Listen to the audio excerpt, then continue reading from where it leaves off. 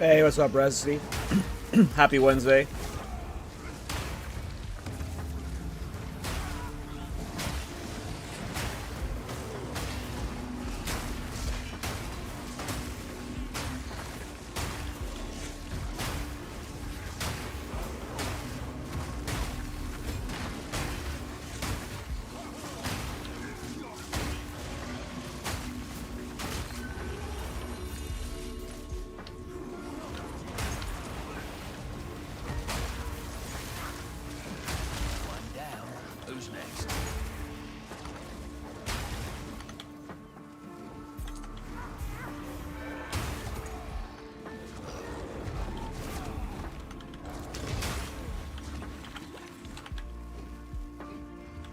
Apparently I missed a ritual at some point on the map, so we have to go find it.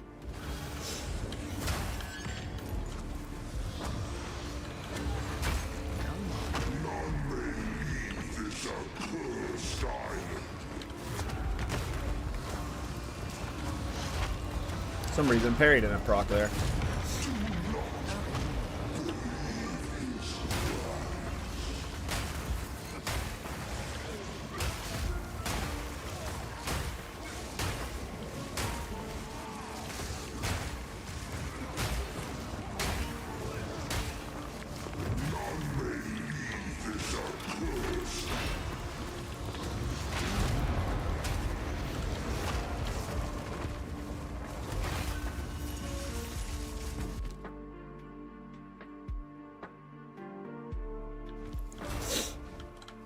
Well, let's go find this missing ritual. Nice, Rusty. I've been having a blast this league. This is my 7th build, I think.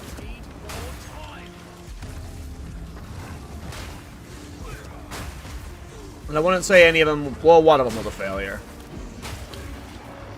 So 6 out of 7 is pretty good.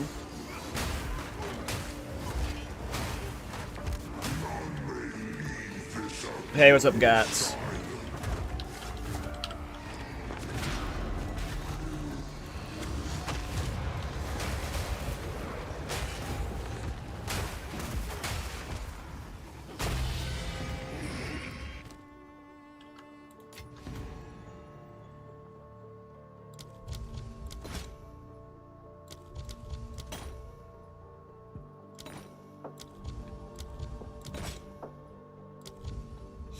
Look at all those purples. I do just want to buy that one, but I got one more reroll.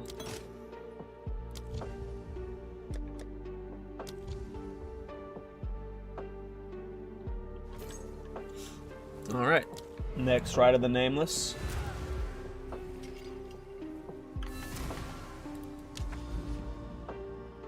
Hey, how's it going, Dirk? Good morning.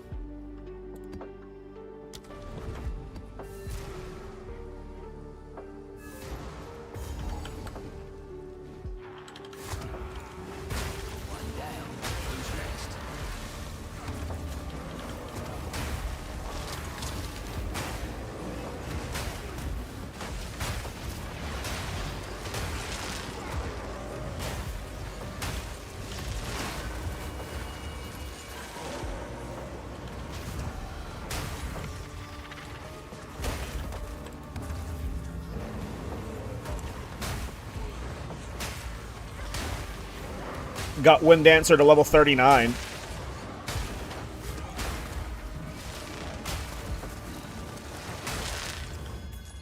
One more level to go.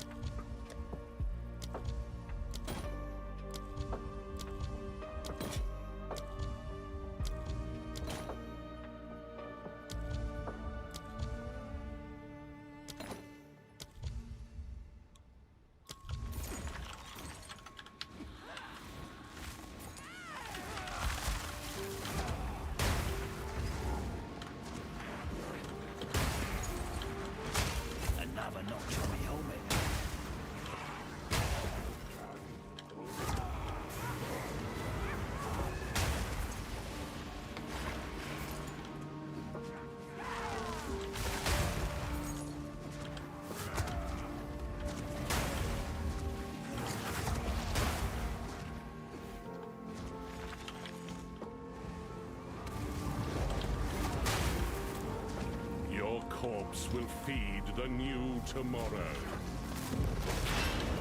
Withering Gnaw! Utopia will not be stopped. You don't stand a chance. Utopia awaits, whether you like it or not. Behold the beginning of tomorrow! My flesh is unimportant.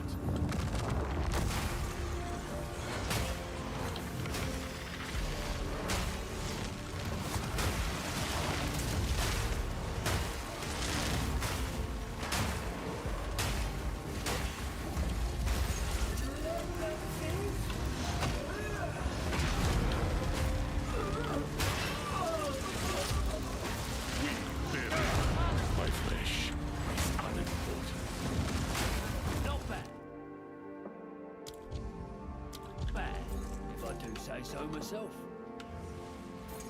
Is this Thorns? No, this is Wind Dancer. All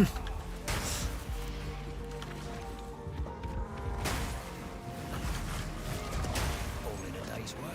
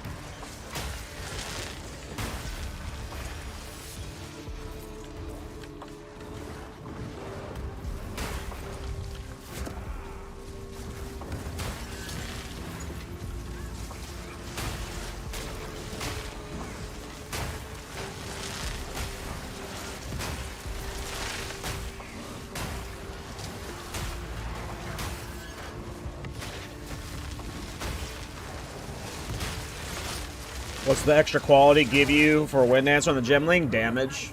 That's the only reason we're doing this.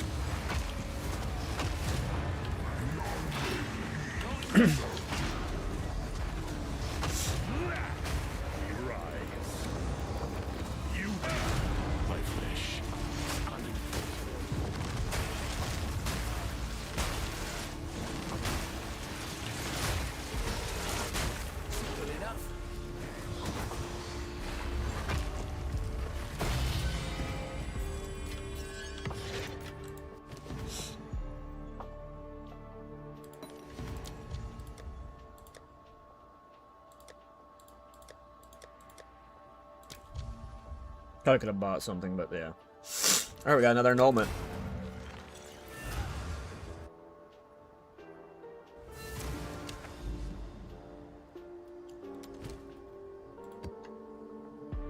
Huh? Oh.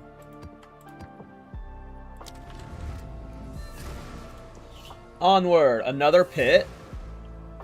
Pit back to back. I guess the last one wasn't pit, was it?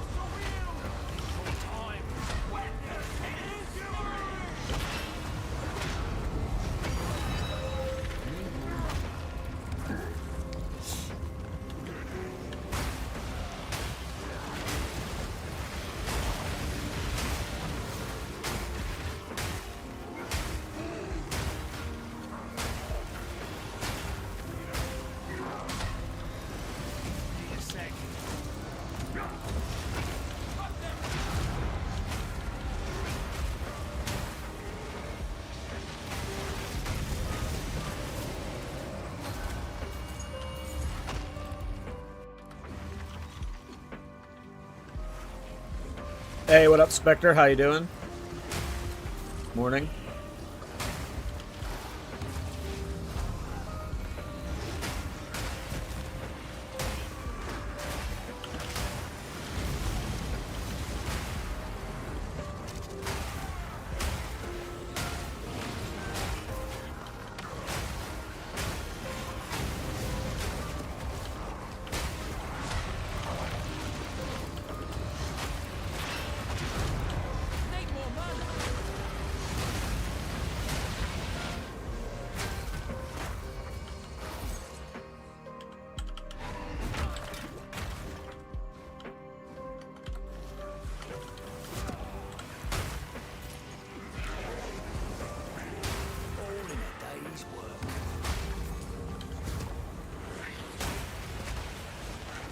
Nice, Spectre, nice. Druids are OP.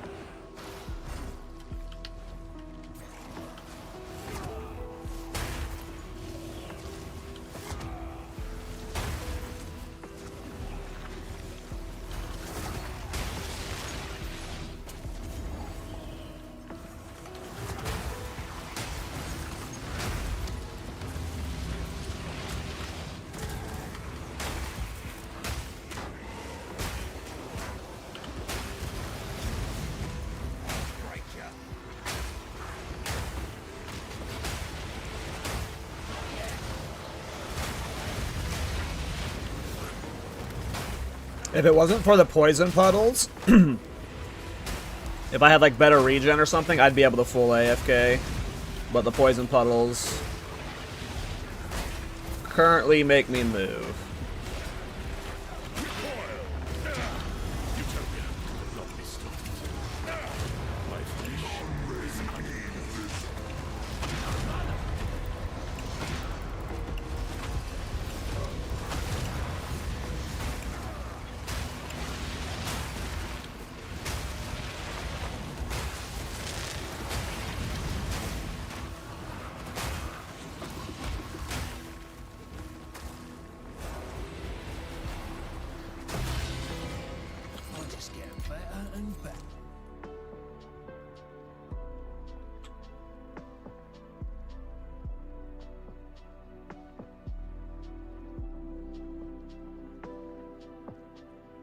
Nice, good luck, Spectre. Sounds cool.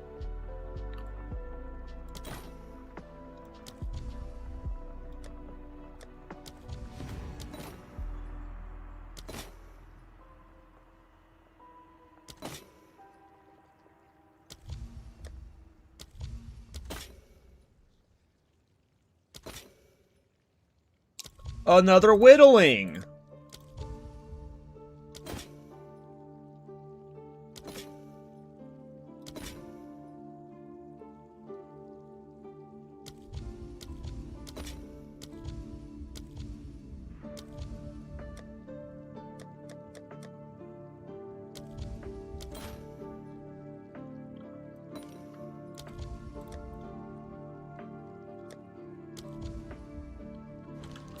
Cool.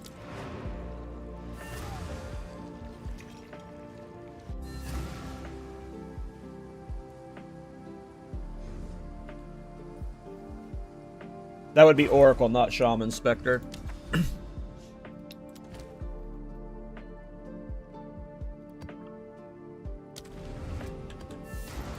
Oracle's the one with inevitable crit.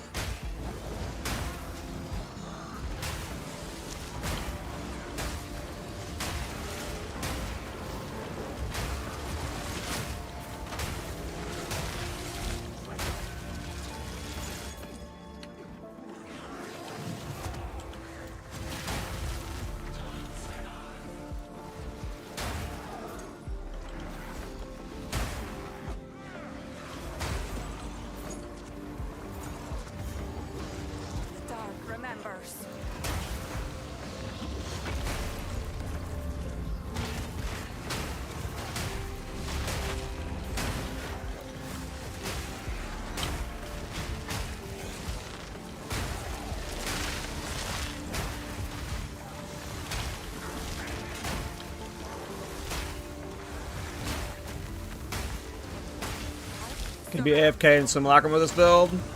Probably not.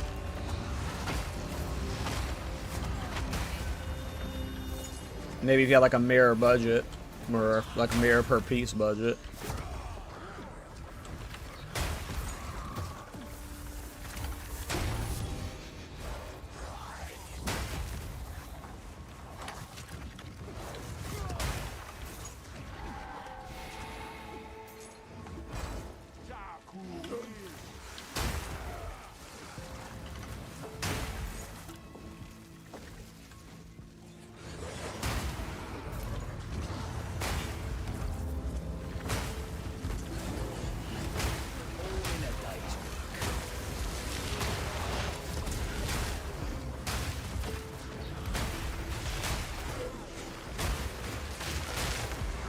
Struggle if you like. Change is nothing.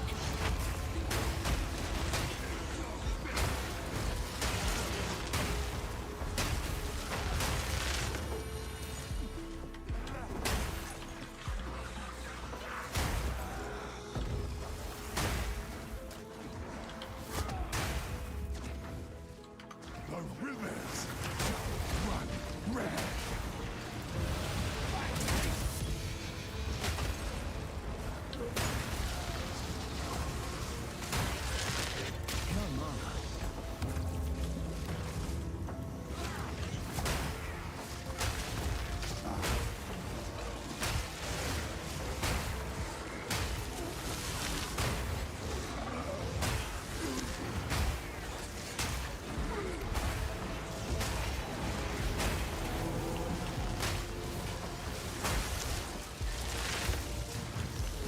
Suffer.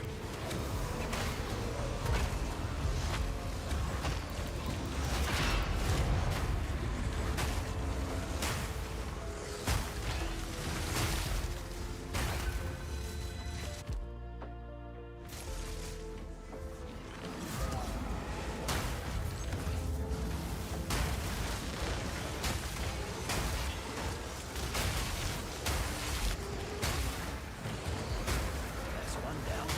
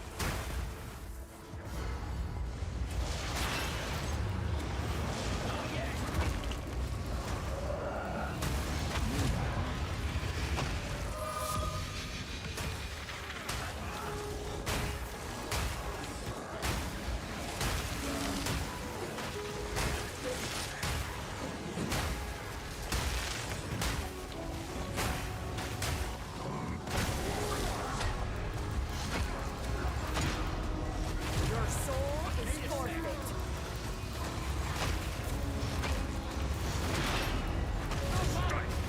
Light of tomorrow. My flesh is coming.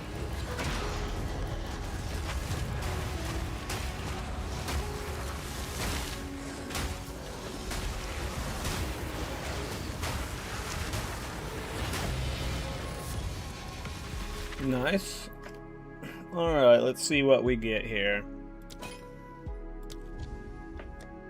Let's go ahead and redefer all this crap. Oops.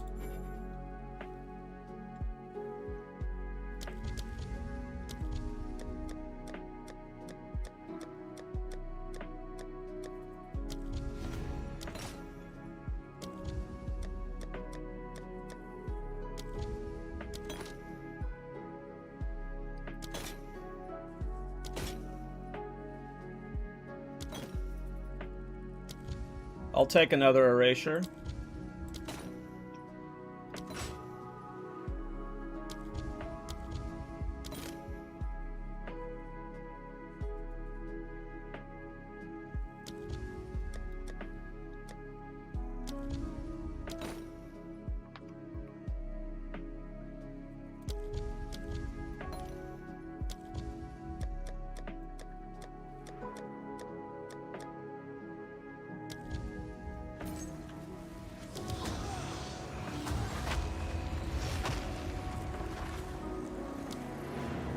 What up, Kadachi?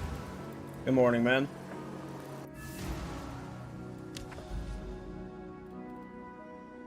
Alright, 2 more in this Ride of the Nameless streak. I love Ride of the Nameless. It makes so much divines. I feel so rich right now.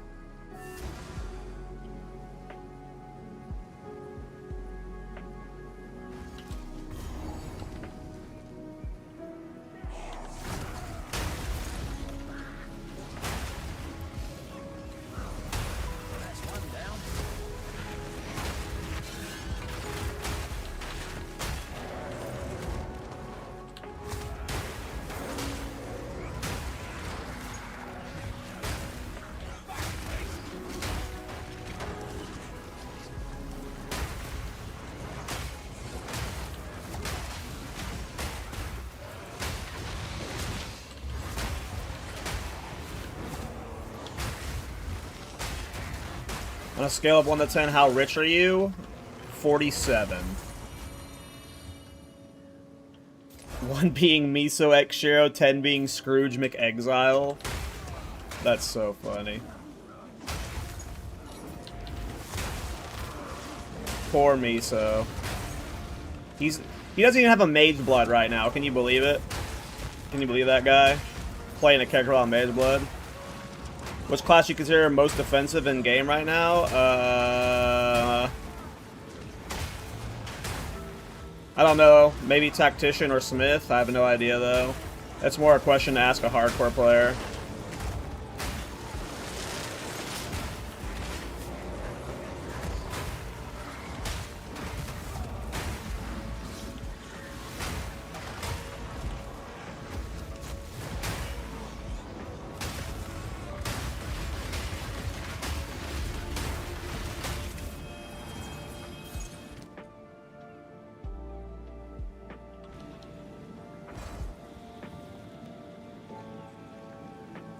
No, I'm not freezing anything.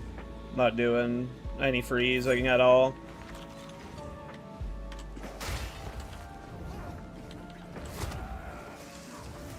Simple enough. No, I'm shattering everything because I've got the pork loin ring effect. But I'm not freezing.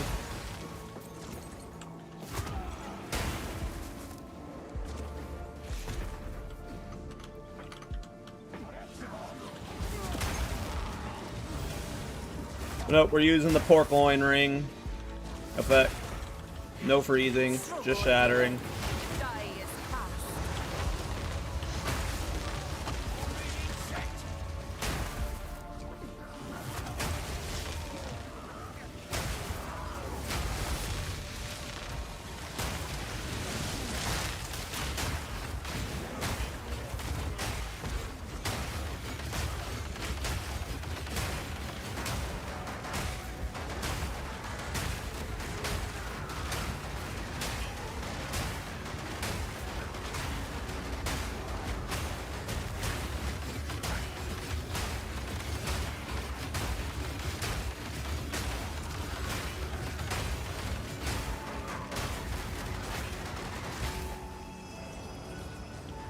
Your greed will be your undoing.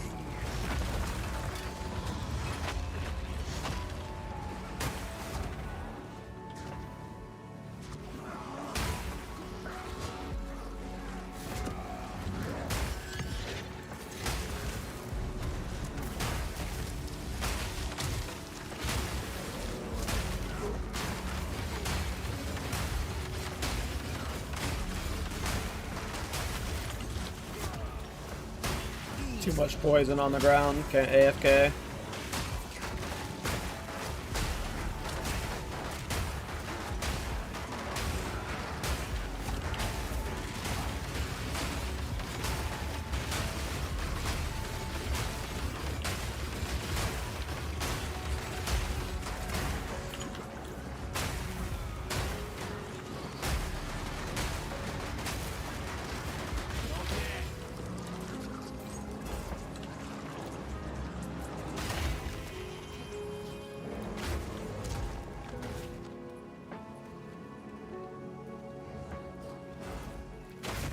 Oh yeah, I mean, I'll never play hardcore as my main game mode because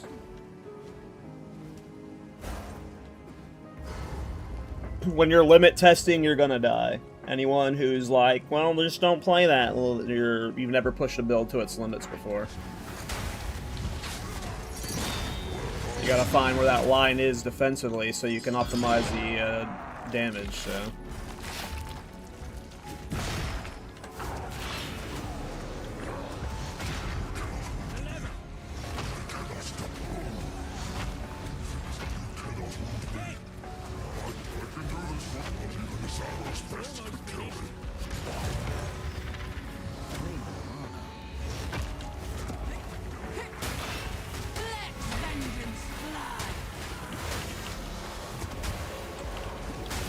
How expensive is this build? I mean, at this point, pretty expensive, probably. I'm using a Mage Blood, so, you know. Mage Blood do Mage Blood things.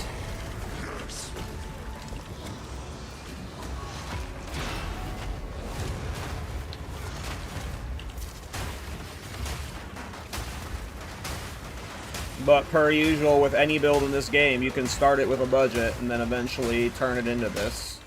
But you're gonna have to farm for it. I am missing...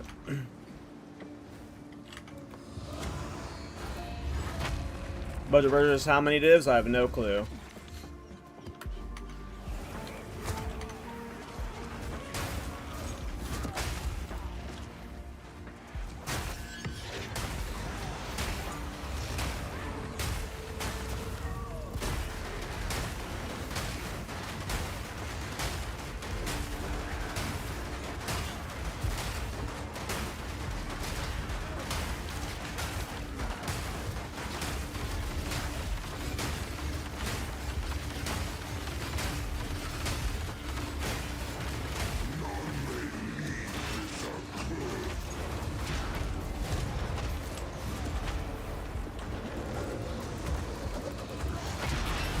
Remembers.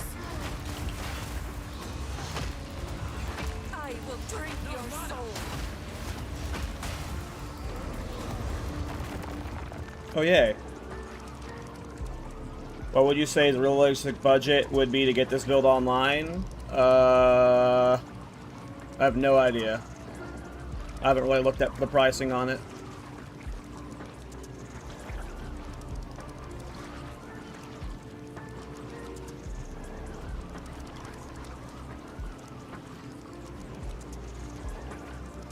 I don't really like play my builds that way where I'm like, alright, at level 50 I've spent this much divine, at level 60 I've spent this much divine, Matt, like, you know, I don't really play like that, you know. I'd have to go back and look at each breakpoint and see how much the gear costed. My flesh is unimportant. All I know is how much I've spent on my current setup.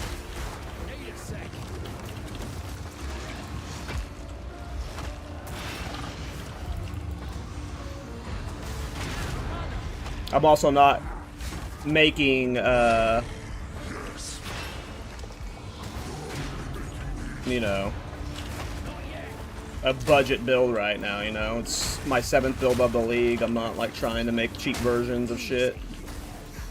So I have no idea what a budget version would look like.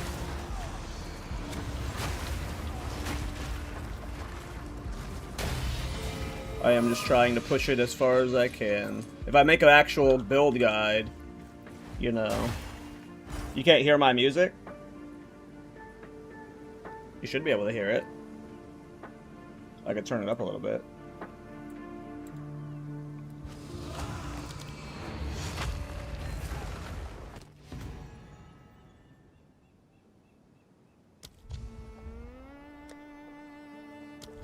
That should be louder. Let me know if it's too loud.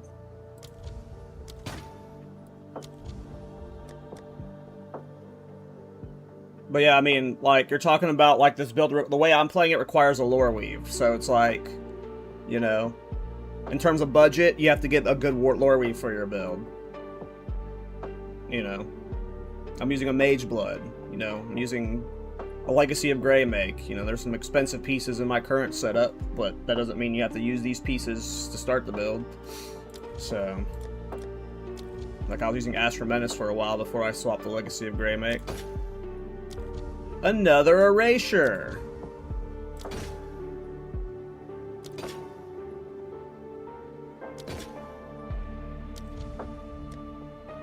Yeah, I don't know. If I do a full Mobilytics guide for it, if there's enough people requesting a full-on, like, leveling and endgame guide for it, then I'd have, like, you know, pricing and stuff then, but I have no idea what the prices is off the top of my head.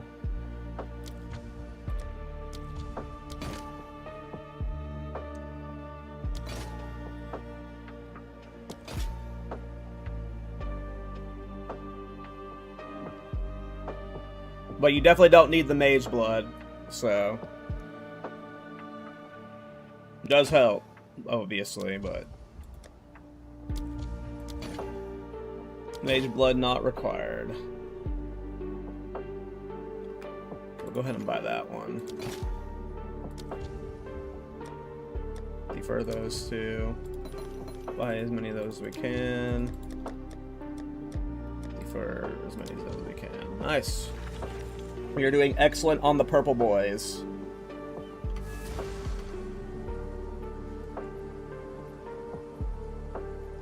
What is giving you the reflect damage effect? It's called Wind Dancer. It's a spirit gem.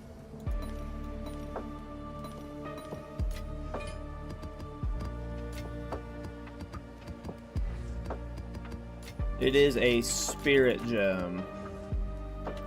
I believe I got one more map in the Rite of the Nameless chain. I do.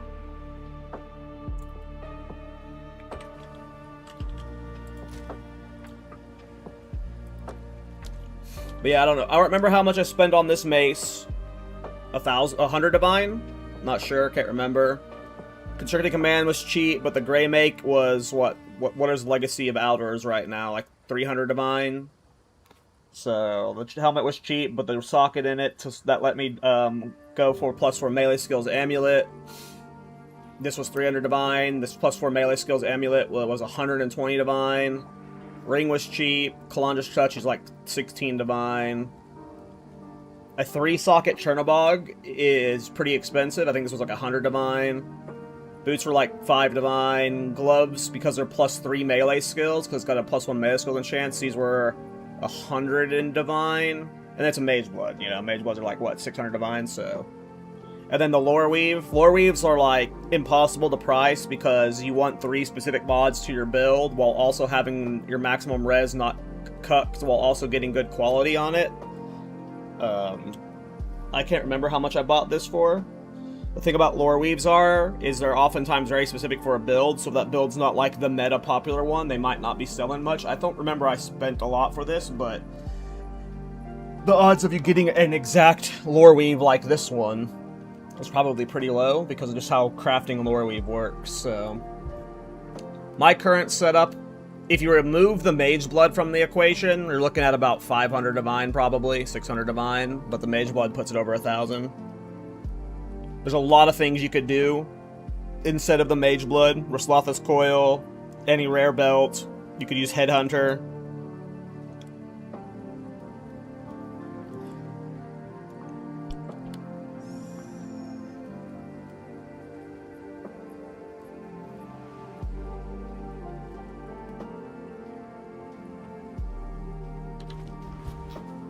I don't think any of my jewels were particularly expensive, so...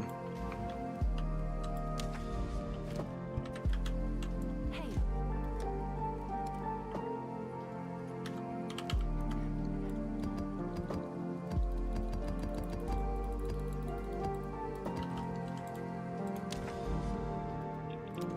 Alright. This is the last of this streak of Rite of the Nameless.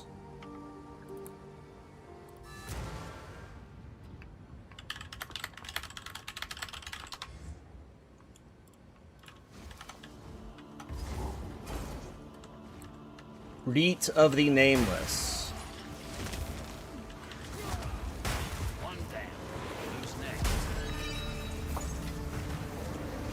I'm excited for the podcast tomorrow. We got Anime Princess on. Should be a fun chat.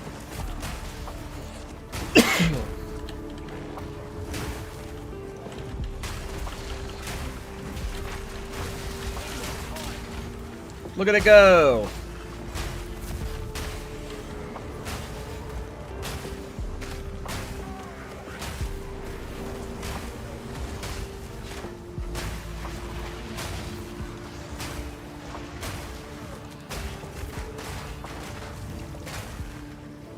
You think there's a class that can rock uniques on all gear? Yeah, for sure. I've done that before. With Shaman.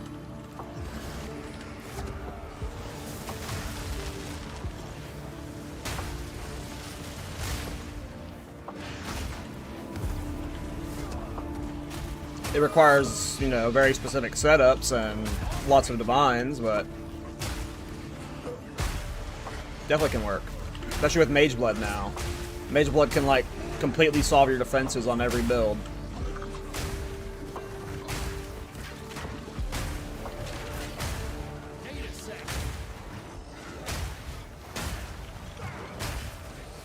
Dude, look at my Gamble Thorn Shaman build. That was like a 17 mirror budget build. And it was super fun, but very expensive.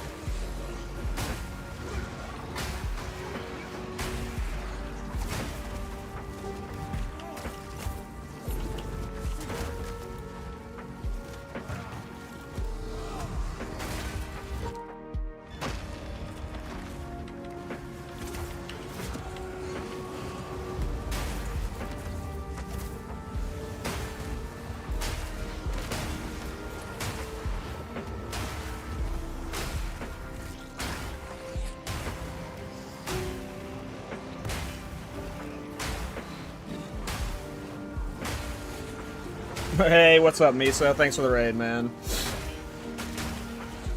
Hope you had a good stream.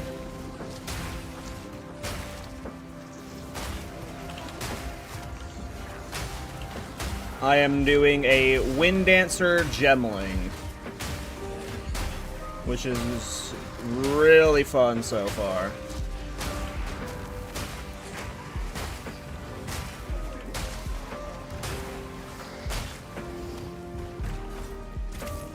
Yeah, the Gemling modifier for Wind Dancer is more damage per stage, and it ended up being better than pre-nerf Wind Dancer in terms of damage. So Wind Dancer's damage is actually cracked on Gemling now, and Magma Barrier's Gemling quality is maximum block chance. So I got 69% nice block chance with Chernobog, helping scale Wind Dancer, and then I'm using Lore Weave with the Pork Loin Ring effect. Enemies chilled by your hits can be shattered as though they are frozen, and then I've got Gain Damage as Chaos on it that's being converted with Embitter, so I'm getting like Herald of Ice procs from like our Herald of Ice you know, explosions from Pork Loin's effect via Lore Weave. It ended up being like a really fun and slick build. It can't AFK bosses, but Gemling's quality for Hammer of the Gods is chance to not consume glory. So I literally, this is my first Hammer of the Gods build. So just with like quality stacking, it made Hammer of the Gods like infinite spam. So like that's what I do for single target on bosses is Hammer of the Gods. Oh, listen, Miso, we don't play like we're not poor boys here, Miso. We're not poor boys here. Listen, man. On the scale of Miso to Fubgun, we are not near the Miso end anymore. We got divines this league.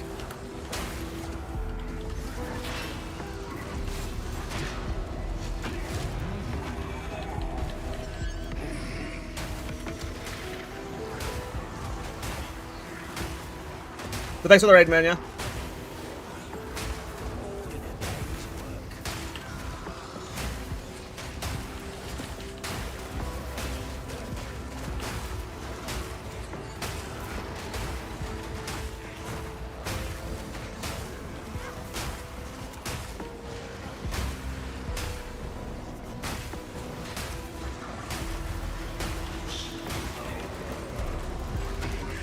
Good night, Miso. Cheers, dude.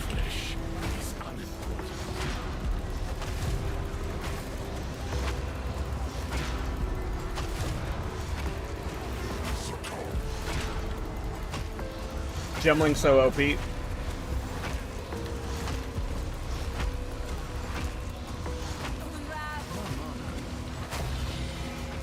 Alright, that was our last ride of the Nameless. Let's see if we get anything big. How do you scale Wind Dancer apart from quality? A few ways. It's a melee attack skill, so it scales off of your weapon's damage. So if you see right here, attack damage 336%, so it is scaling off your weapon, so you want to get a good weapon, but it's also an attack and a melee skill, so it scales off a gem level. I currently have it at level 39. I've got Diala's Desire in it. I've got +4 melee skills on Amulet. I've got +3 melee skills on gloves. I've got +5 melee skills on my mace, and then I've got a Prism of Belief for +3 skills in Wind Dancer. So, big weapon plus gem levels. You know, you know the normal way you scale stuff in this game. All right.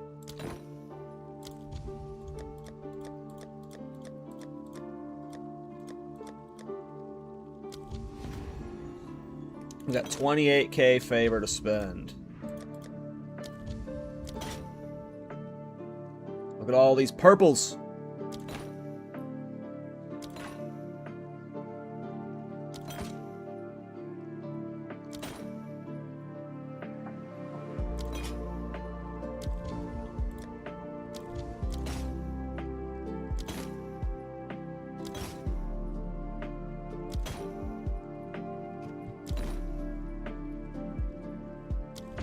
Okay, we'll start deferring purples. Get them cheaper.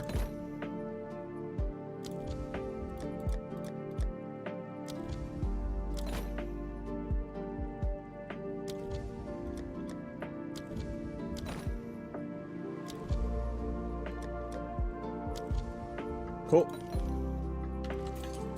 There's about, I want to say, 70 to 80 divines sitting there for us to claim. Not bad at all.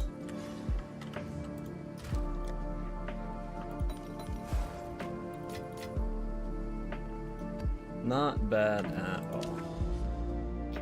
Alright, should I do...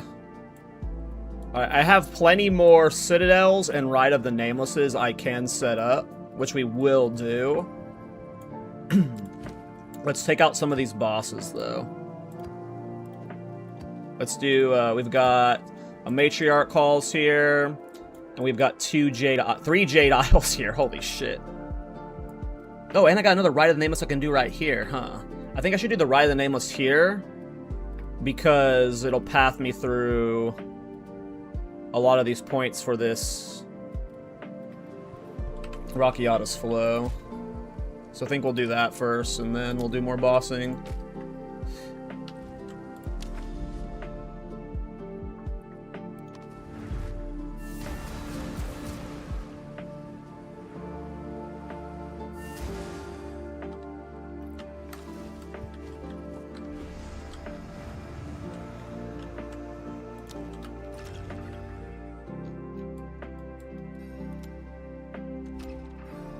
It's like someplace over here. Yeah. Alright. Ooh.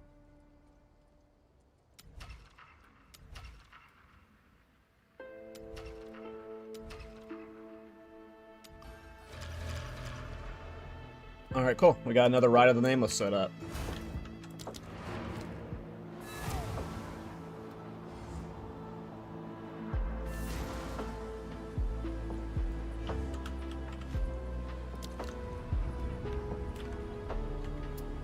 What is your guys' favorite mechanic of the league? We're about a month in now, right? A little over a month. What is your guys' favorite mechanic? Mine is by far Ritual. I think Ritual is like far and away my favorite mechanic.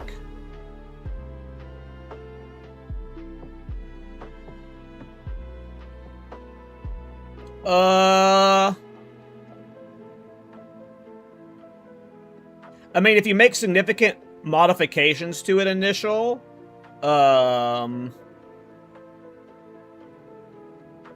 we don't have a rule that specifically says previously submitted or made hideouts can't be entered. So, like, technically, since we haven't written that rule down, you could submit it, but I don't know the odds. I'd have to talk to Miso and Rabbit, you know. I would say it's better odds that if you make new ones.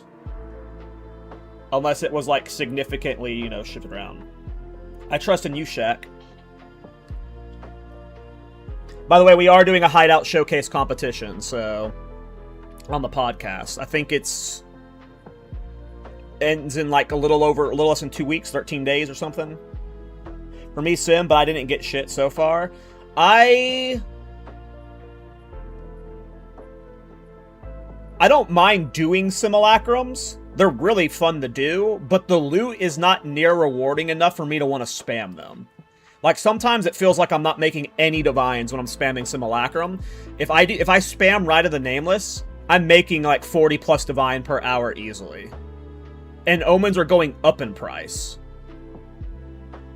Plus, I love Ritual. Like, this patch is just so much fun. And that's not even including, like, the random slams from, like, headhunters and stuff. Okay.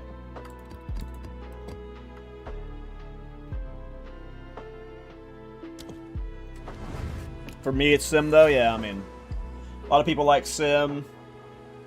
I did a bunch of Expedition the last few days, and I'm really not a fan of it.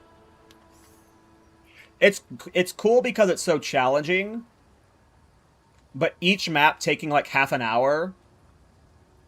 It doesn't actually take half an hour. It's like 10 to 15 minutes per map, but it feels like an hour per map. Is the reason I'm not like liking Expedition right now.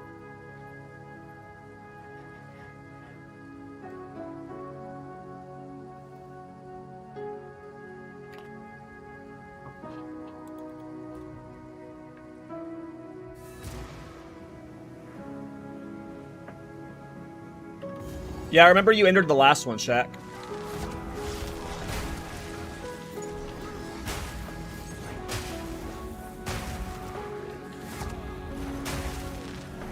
Well, so this time around, initial, part of the form, we're requiring people to submit their .build files. Mobalytics is going to make a, an article when we're done with the event. And,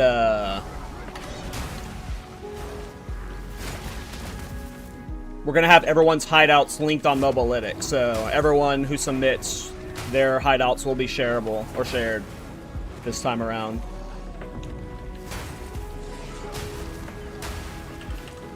How much are you spending on tablets to run Nitral? I never find any. Very little. I spend at most 1 divine per tablet if I'm buying good tablets, but most of the time I don't buy tablets.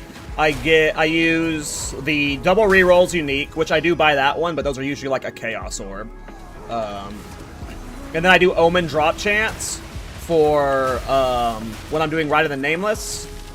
If I am buying good ones, I'll buy ones that are 60%, which cost like a divine.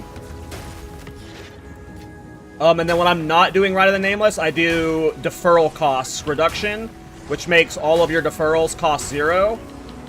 And it just lets you to collect everything easily. Aren't the tablets for Rich is so expensive? If you're using, like, the infinite rerolls one, yes, but I spend, like, no... The tablets I buy are so cheap. I just do Omen drop chance. Literally all 3 slots. Like, if you're min-maxing it, doing, like, the Fub Gun Farmer or whatever strats, or, like, you're getting the +1 reroll, or +3 rerolls, whatever it is, yeah, you're spending an arm and a leg. But I literally just do Omen drop chance tablets. All of the purple omens, when people were doing their ritual guides, the purple omens were selling from 2 to 3 divines. They're selling for 7 to 11 divines now. So, like, the omens in general have just, like, completely skyrocketed in price. Before, obviously, if you can afford the reroll tablets, sure, go for it, whatever. But before, you were fishing for rerolls because the most fun thing was fishing for Mage Blood or Headhunters.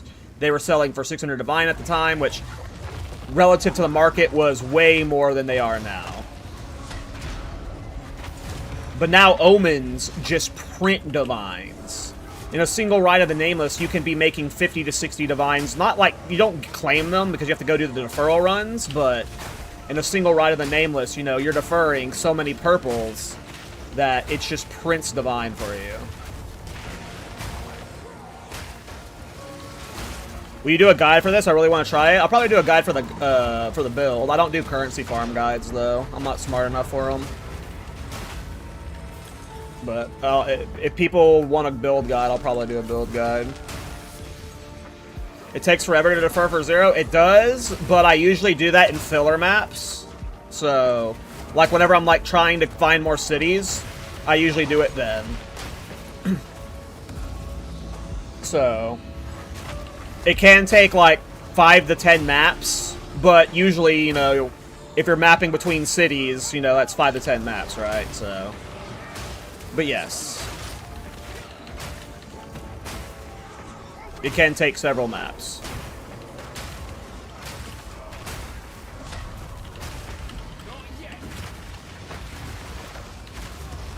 Need more time.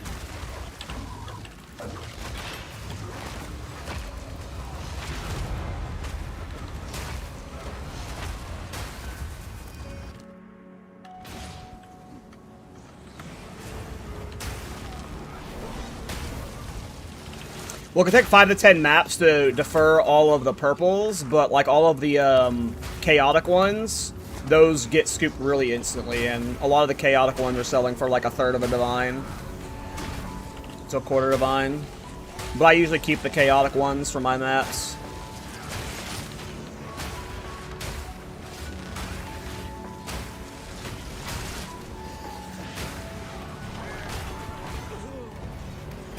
I got heavy stun. No.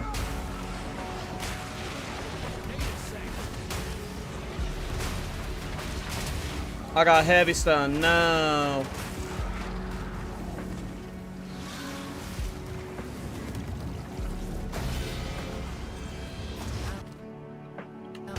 Well, oh, we're done. Okay.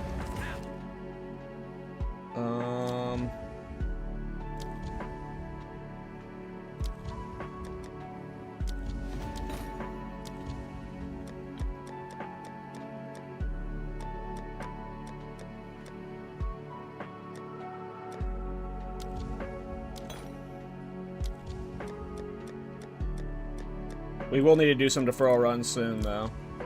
Probably after this Rite of the Nameless, maybe even during it.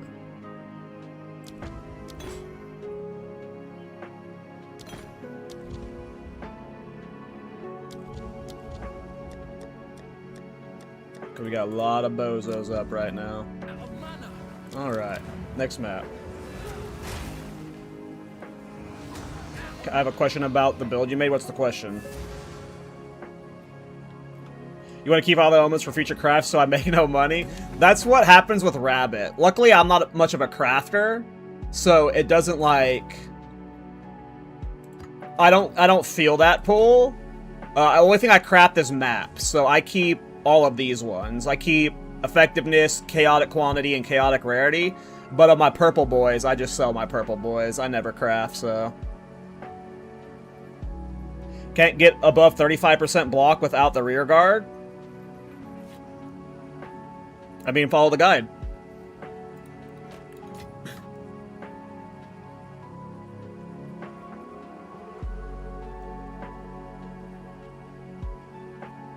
I mean, you're missing something. I haven't played Ironbound since week 1. I'm 7 builds away from that. I can't remember what I did when I dropped rearguard in late game, but the guide says it for sure. Look at my character's gear and stuff. You probably have a bad Ironbound bow. No, you probably have a bad Ironbound bow. You need one with high flat block chance. Oh, what did I need? Oh, I needed the reroll.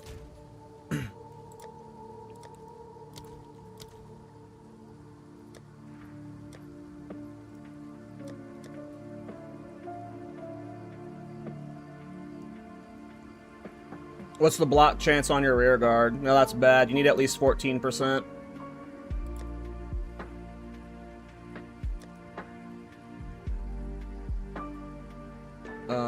What was I looking for? Oh, ritual tablets. Oh, I moved them all over here, right? Okay. Yeah, you need at least a 14%er to be able to hit block cap without using rear guard.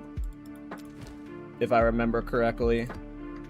But I'm 7 builds disconnected from that build right now, so it's a little foggy when you got build brain soup.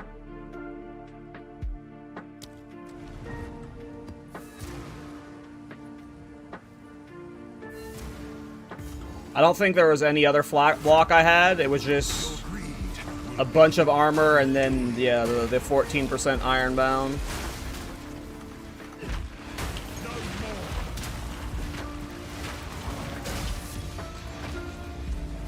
If you link your ninja, I can take a closer look and make sure. But, yeah. 12% is definitely not what you need before you can drop rear guard. If you want to drop rear guard, you need, I think it was at minimum 14%. 15 was overkill depending on your setup. Oh, there it is.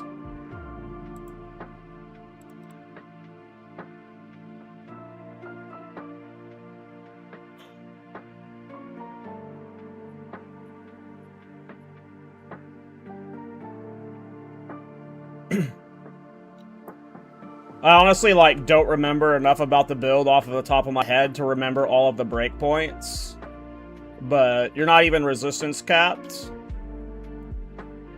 So I don't know if you're even ready to be, like, considering... Plus, you're only level 85. Like, you're, like, trying to swap off of rearguard way too early anyways. Yeah. If you want to drop rearguard, you need a much better ironbound, if I remember correctly. 14%, I believe, was what you wanted.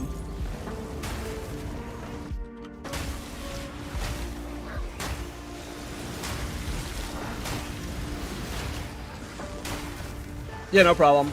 I would recommend swapping like level 90 plus though.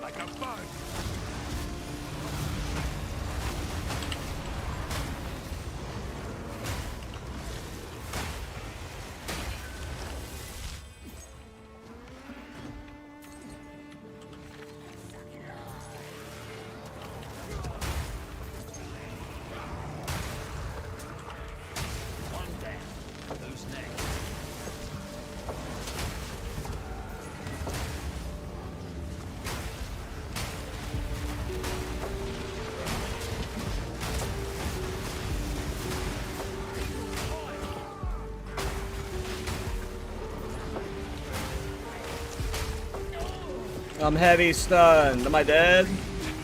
No, I can't die.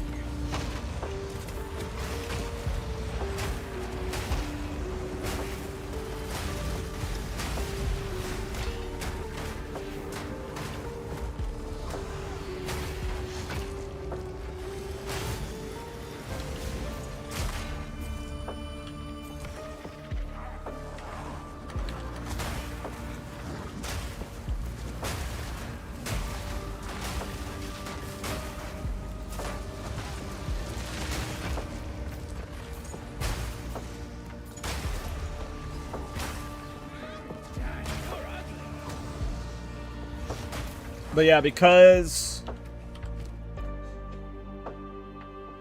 I have a lot of sources of gain damage coming from like multiple stuff. It's really nice getting the Herald of Ice Chains so easily with the Wind Dancer. If you look at my Wind Dancer damage, it's almost all cold damage. It's like 2/3 cold damage, 1/3 physical, and like 1% lightning. That's because I'm using Embitter. But I have just so many sources of gain damage from like different sources. I've got gain damage as Chaos here. I've got gain damage as Fire here. I've got it on my Heart of the Well as well. And all that being cold damage just makes the Herald of Ice proc so easy. It's just...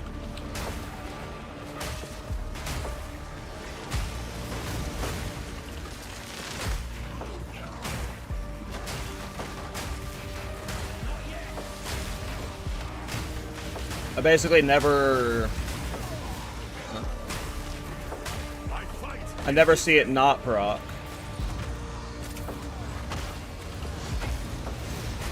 Which is nice.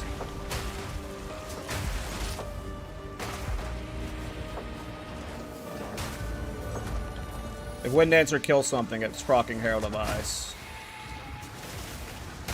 One down. Who's next?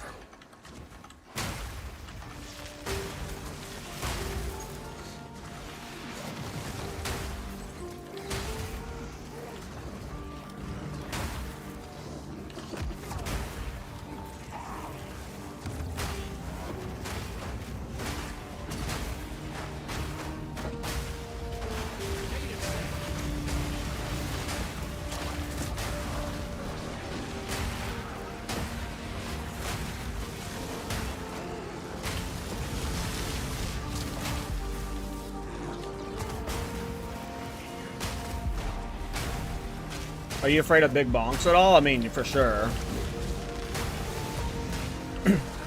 One shot still.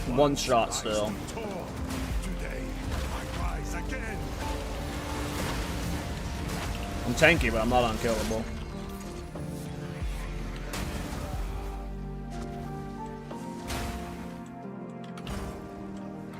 I was thinking about adding Ulnatolls at some point to it.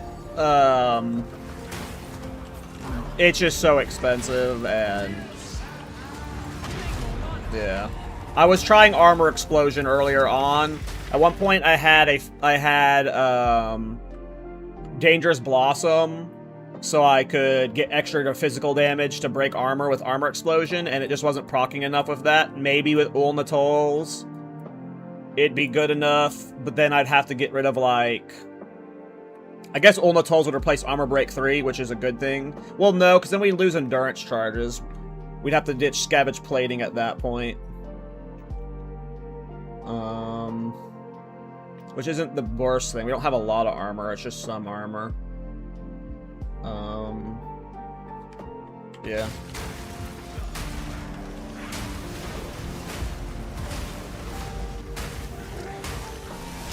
How is this in 200% deli? I don't know, I haven't tried it.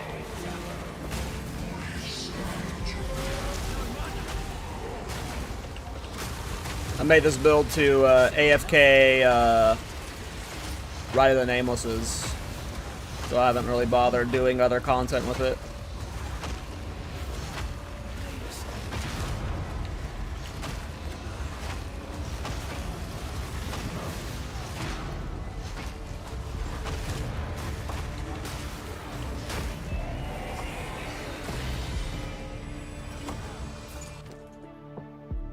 Another whittling!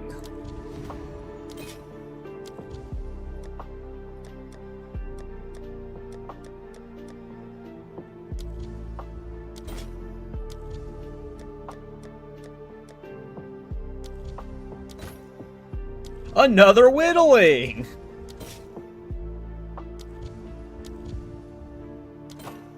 Another whittling!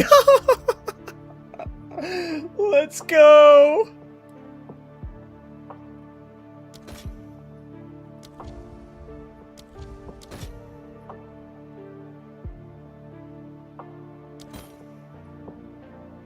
Oh, yeah. That's what I'm talking about. Give me them whittlings. We're gonna have one hell of a deferral trip soon. We're gonna be doing like 30 deferral maps. Ugh, fuck.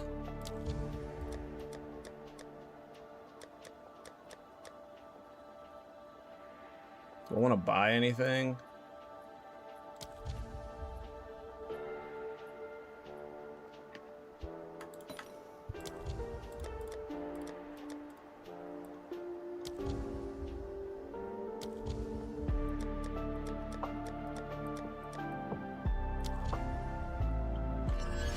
Okay. We're definitely gonna have to do some deferral runs after this Ride of the Nameless. We're gonna have to get all these perps. Probably should be doing deferral runs now, but YOLO.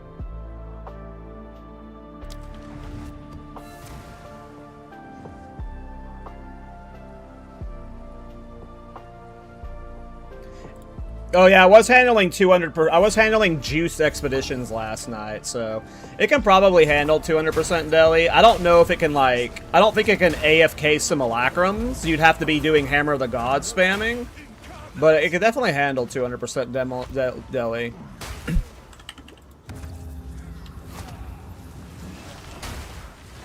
You just have to be hammer spamming when things were difficult.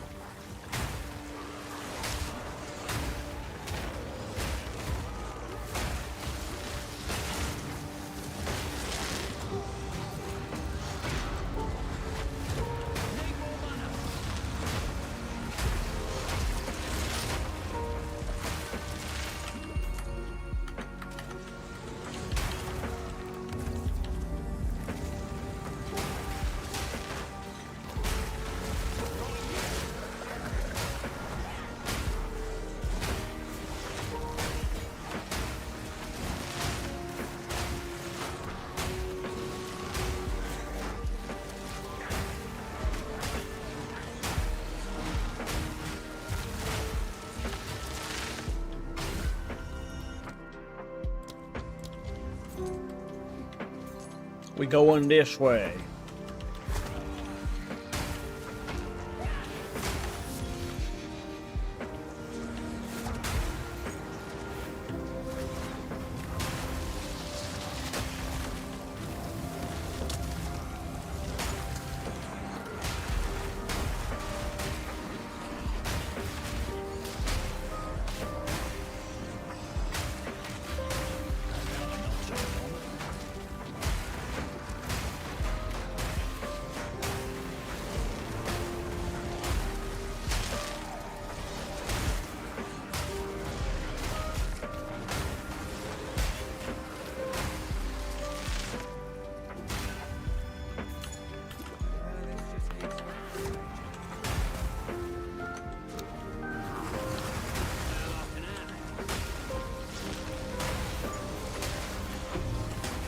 What I'm talking about.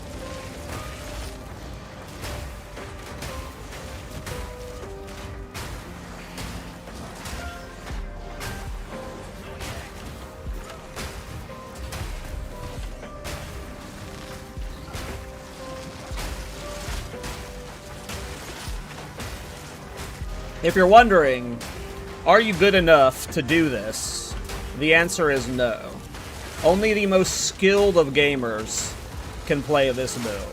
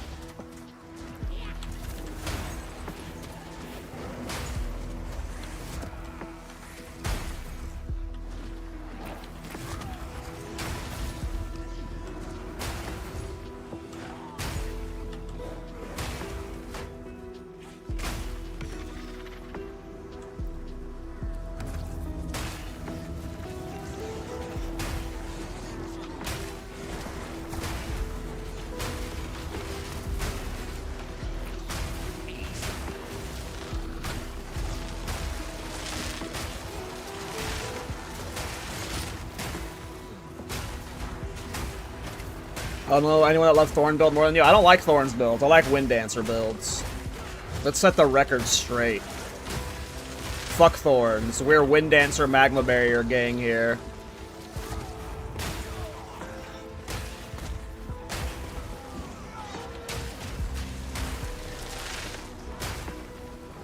What was your problem with the Iron Ward build? I didn't have a problem with it. I cleared... It was a reasonably good league starter for me in 0.4. I think Treach League started it this league, so... You right twice, you right. My bad.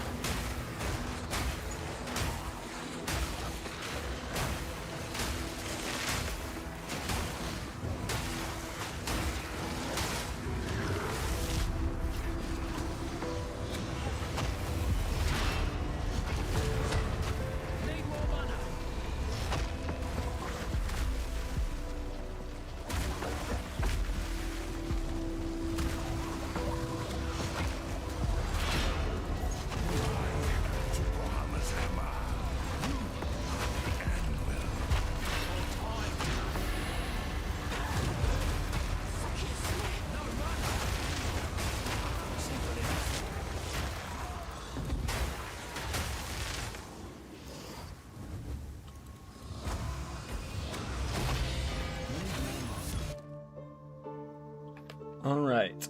21k. Let's start rerolling. And start deferring red boys.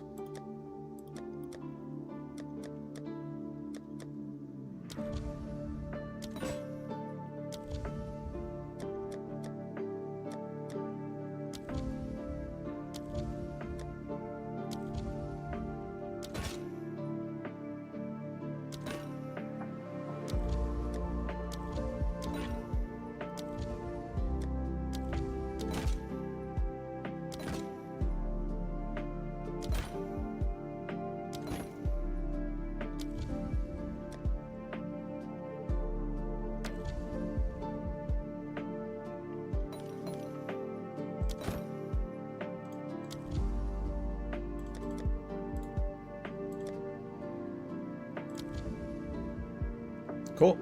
+3 whittlings.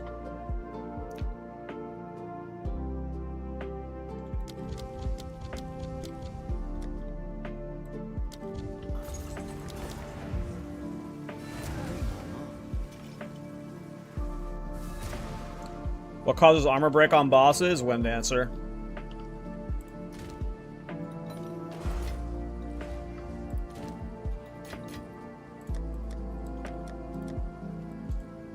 Not bad.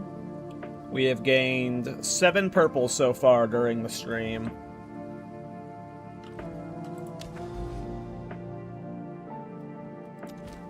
With more to come.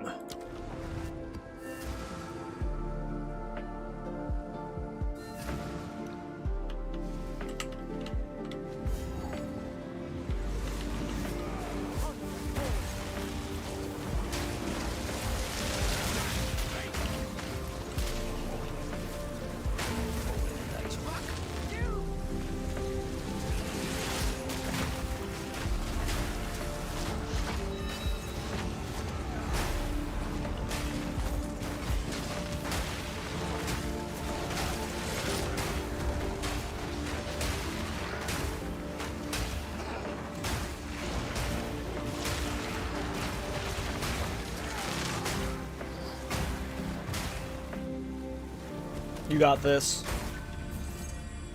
You have it.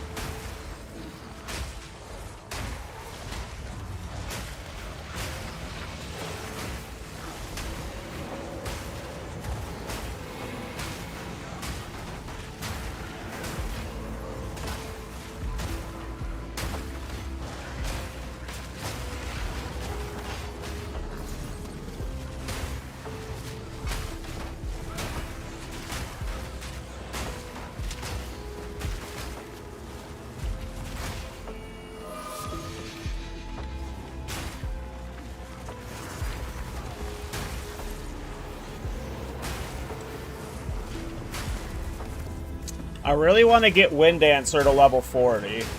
I'm sad that it's, like, I could get probably a build guide for leveling an endgame out tomorrow.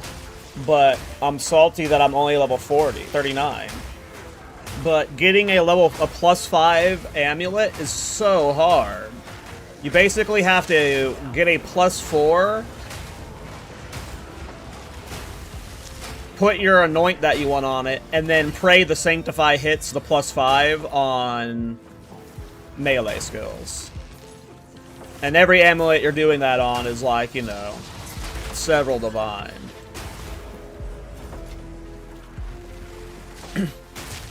And I don't know if I'm going to find a +5 melee skills amulet with rolls that I want that also has Paragon already on it. Because you can't anoint something that's sanctified, so I have to find, like, you know, either one that has Paragon, replace Constricting Command and get a 2-slot with Anoint in it to get an Anoint that way, but...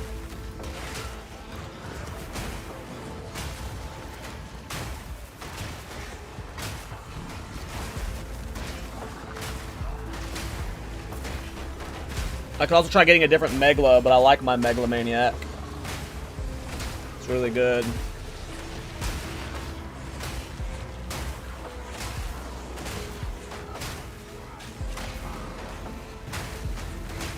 I think one day, if we get a bunch of Divines, it's just going to be crafting on a bunch of +4 melee skills, amulets, hoping one of them hits the +5.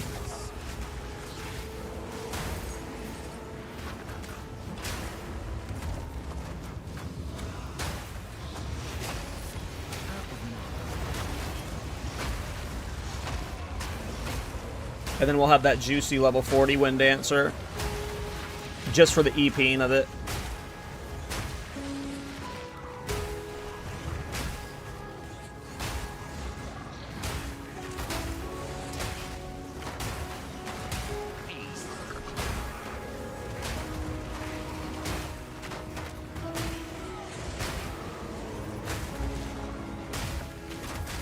Now, this is real gameplay, yep. This is what GGG meant when they said they wanted meaningful combat.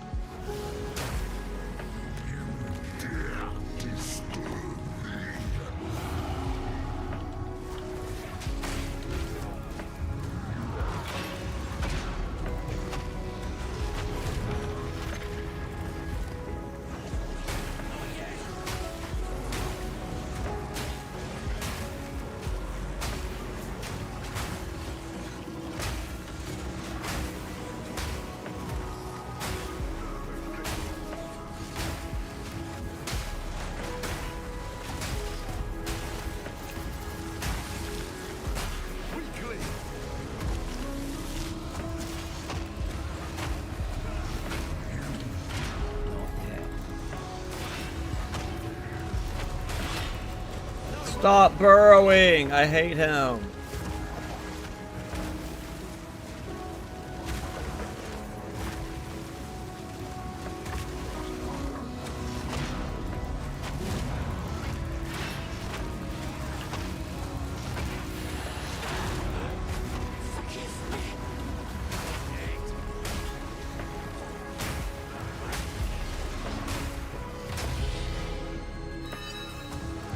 Alright.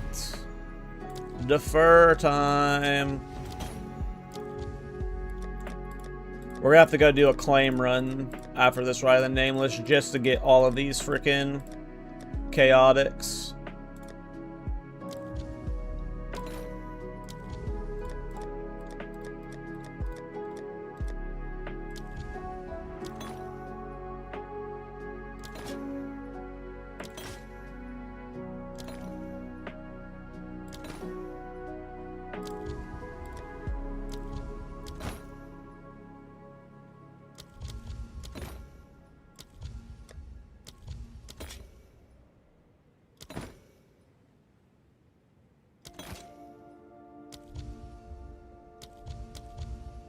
unfortunate round of rerolls, but this lets us scoop a bunch of this at least.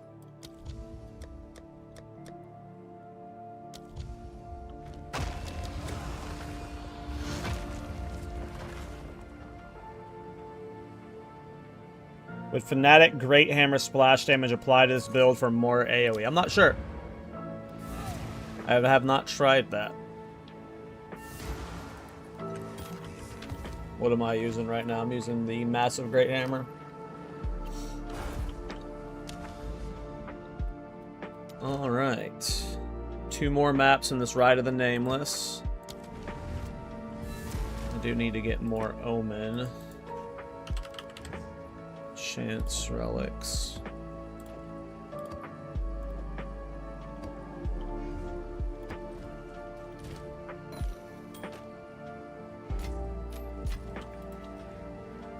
I will show some Expedition later, and I will do like a 200% Samu or some Delirium.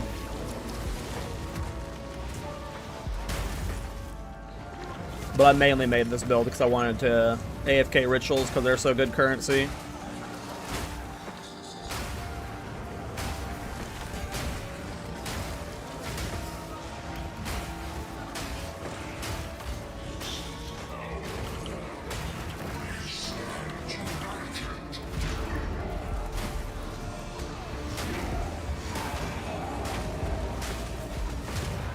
But yeah, so I have Xerfe's Infamy and Hammer the Gods, so you have to spend life to get juice for it.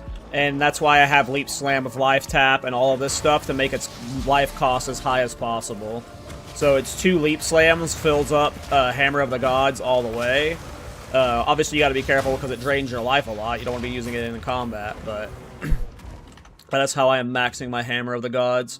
And then because it is infinite duration, or infinite uses, as long as you're staying in combat, you never lose that infinite charge. So you basically just get... You Leap Slam twice at the start of the map, and then you have infinite Hammer of the Gods for the rest of the map. But 99% of the clear is Wind Dancer. Wind Dancer for me now can handle most rares. If it can't one-shot them, it'll kill them in 2 to 3 hits tops. For Rite of the Nameless farming. When it gets to... Oh! We almost got blasted there. When it comes to Expedition farming, it's almost all Hammer of the Gods, though. It basically stops being a Wind Dancer build. Wind Dancer still does a lot during Expedition, so I can't say that. But it's like, this is almost like... This is like 90% a Wind Dancer build here, and 10% a Hammer of the Gods build. But in Expedition, it's like 60-40 in favor of Hammer of the Gods. You're always spamming Hammer, and then the Wind Dancer is helping with clear. But it's,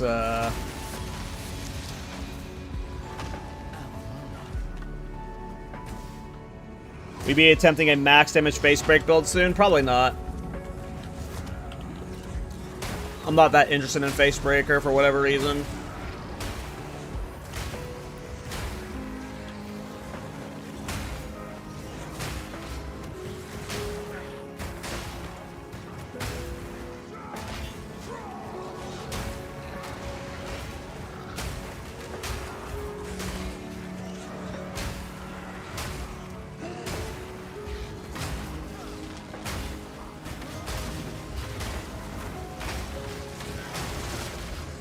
But who knows what inspiration comes my way. Oh, I got Heavy Stun. I might die here. Rip. Playing too much with the Heavy Stun. That was bound to happen. Hey, what up, Big? How you doing?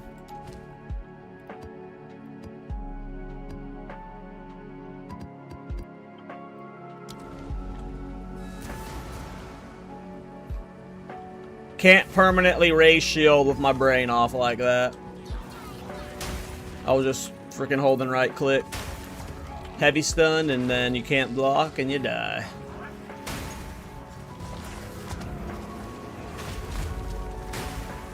Yep, supporting Fire Tactician is exactly what you're looking for.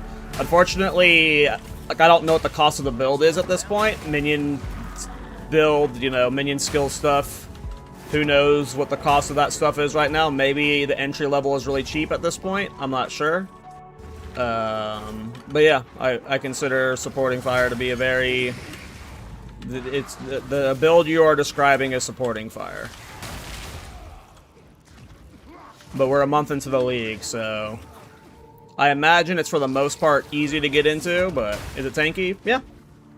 I mean, when you're killing stuff a screen and a half away, it makes it extra tanky, but yeah. Is it unkillable? No. If you're standing in something stupid on Uber Arbiter, are you gonna die? Yeah. But are you ripping every map? No. You're ripping when you fuck up.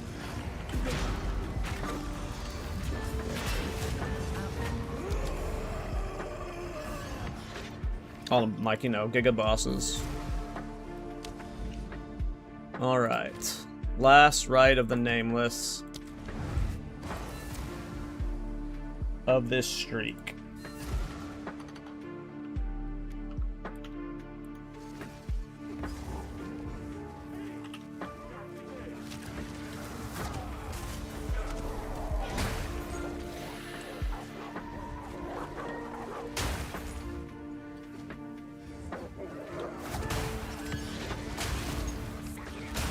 I mean, at some point you're only using supporting fire. And,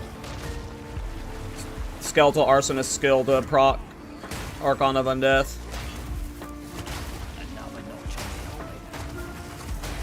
When you're leveling it, initially it has more buttons, but when you get in late game, it basically becomes a 1-button, 2-button build.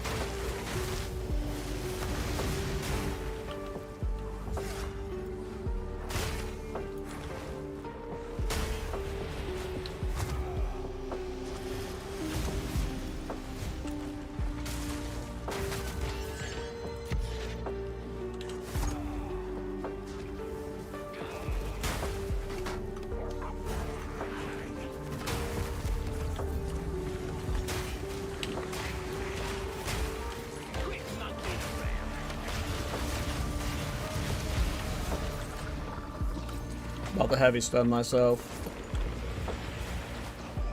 There we go.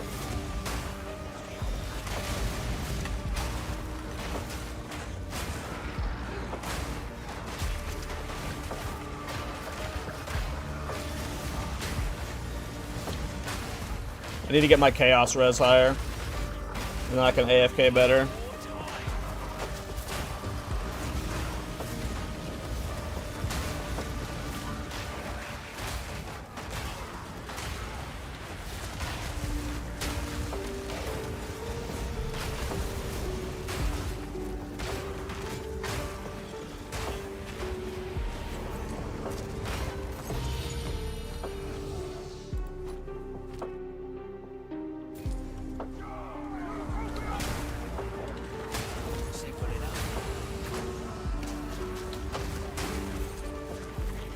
Rip her right of the nameless streak.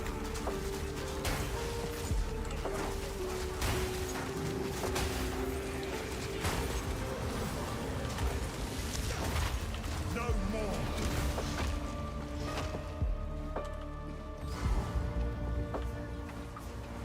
I'm missing 3 rituals. Well, 2 technically. This one's one of them. Descends, and with it your end.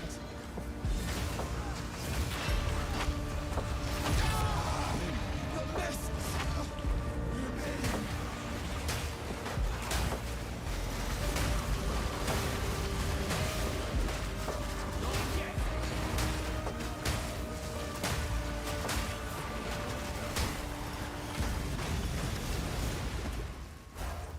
Darkness descends, and with it your end.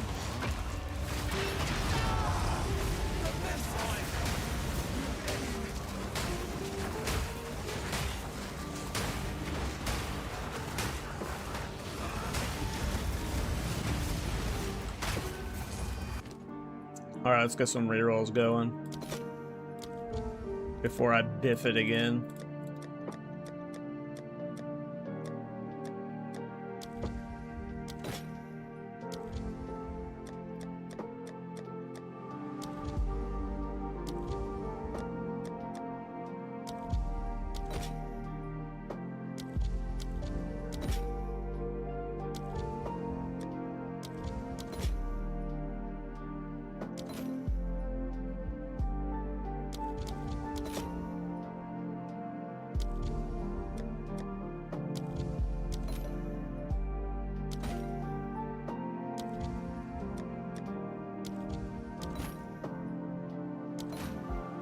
Another whittling!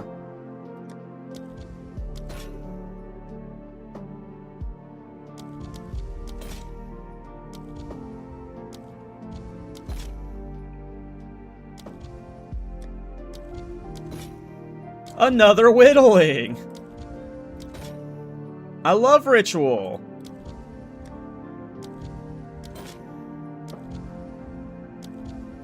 One day, y'all are gonna wake up to nightmares of me saying, another whittling! Ooh, a forest threat tablet.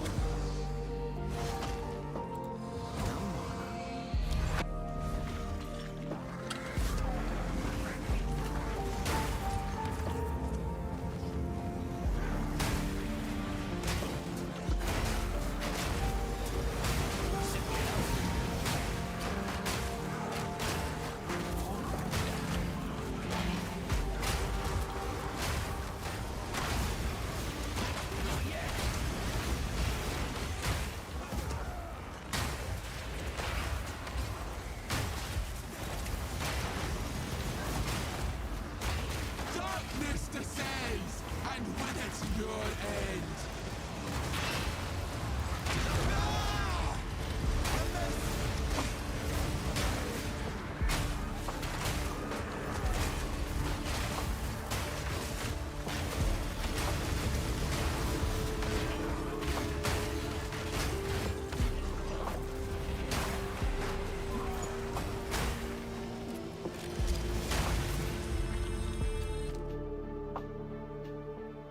Can almost afford that whittling. I was pointing this way. Is it up this way? Was it over here?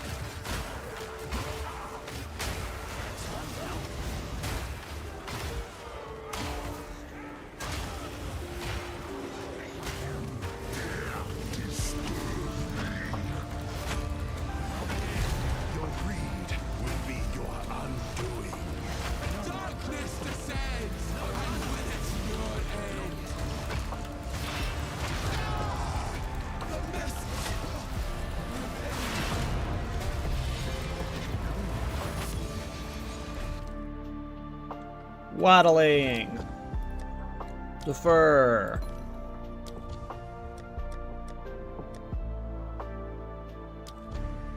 Alright. How well does Reflect actually work versus bosses? I mean, it's okay. It's not great. That's why I have Musing Hammer. Alright. So we have currently reclaimed 5 Whittlings, 1 Erasure, and 1 Annulment. And we're about to chance a Headhunter. Okay.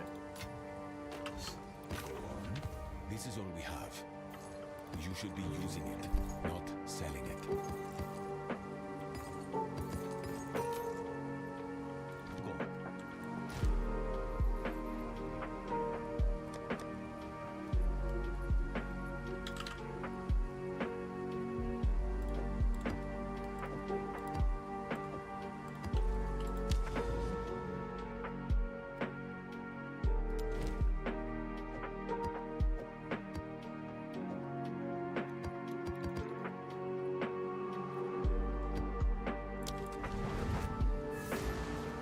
Can it do all content like juice maps and stuff?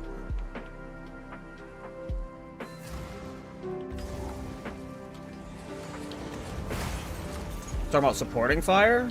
Yeah.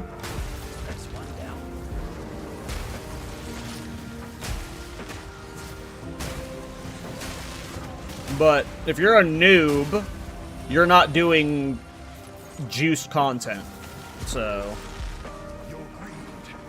I wouldn't be too worried about it.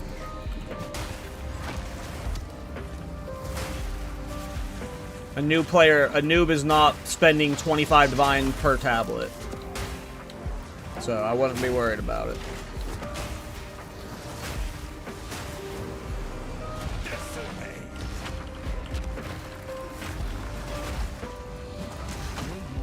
Are there any alternatives to perhaps Perfect Strike? I mean, any, you know, every mace skill that's out there that can be used for a single target.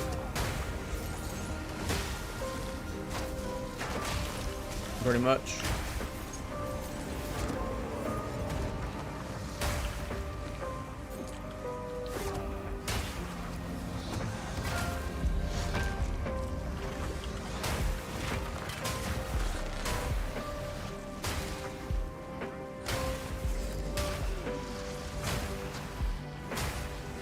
Hell yeah, Habsare.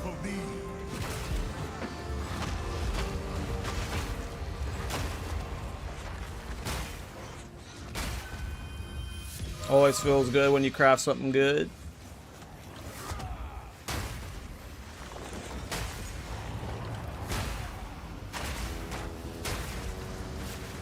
Yeah, good luck pricing anything for Thorns.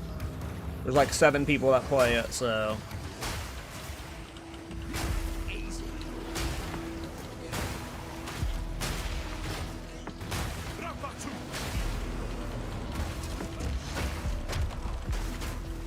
It's a Fallen? Oh, I don't think anyone playing Thorns is going to use Fallen.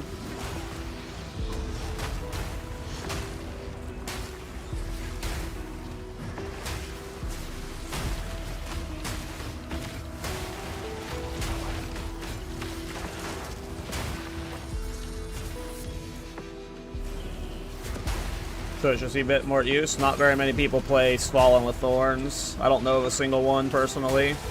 Fallen sucks for Thorns. Like, I'm sure there are some people who do it, but you know, it definitely ain't the meta. People usually play either a rare shield or Chernobog, or don't play shields with Thorns. Don't really see Fallen Thorns.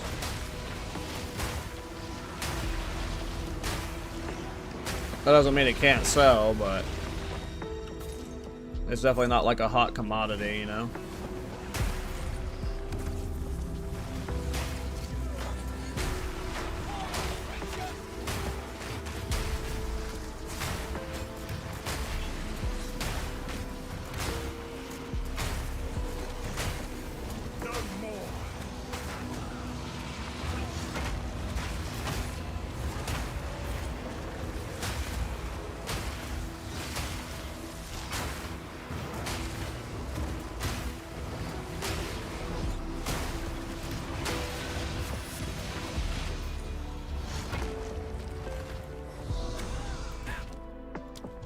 Alright, defer city.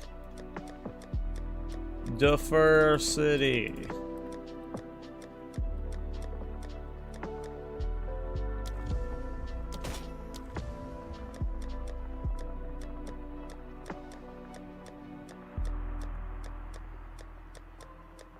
Defer city. Defer city.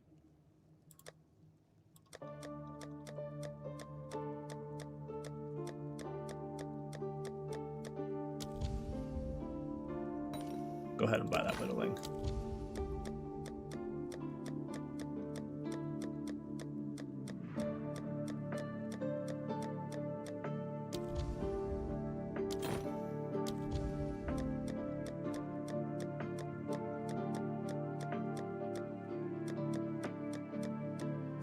What does deferring do instead of taking? It reduces the cost of buying it. I reached the max amount of deferred items. I didn't even know there was a max amount of deferred items. That's funny.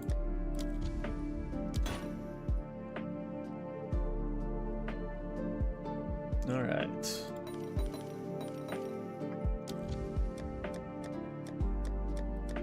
Shows how little ritual I've done in the past. I've always hated ritual. Alright.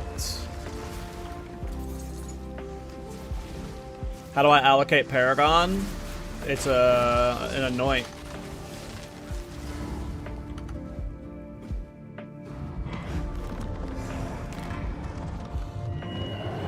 You can only get it as an anoint.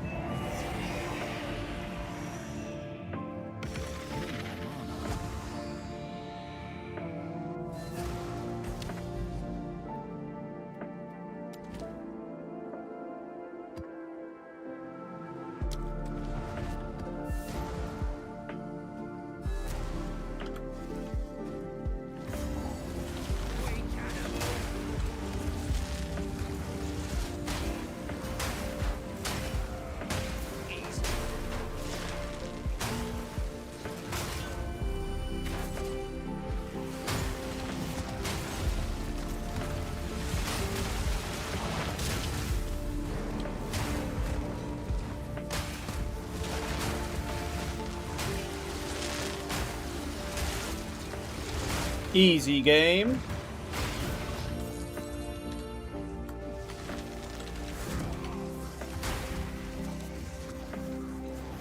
Pretty sure he's asking on which one he still needs. I mean, you have to look it up.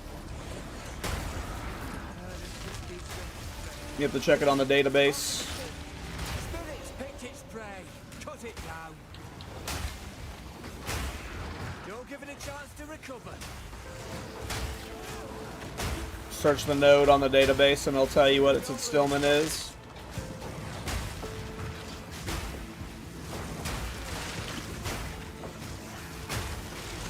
I do not have it memorized.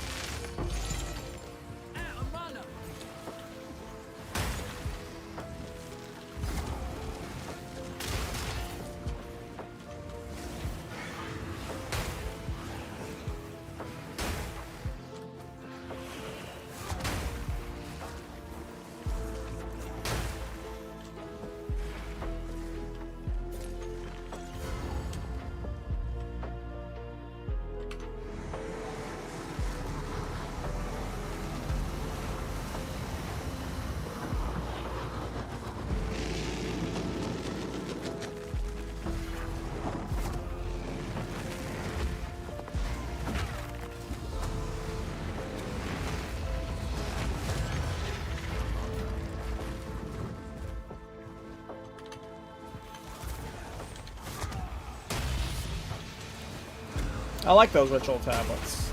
I use them frequently.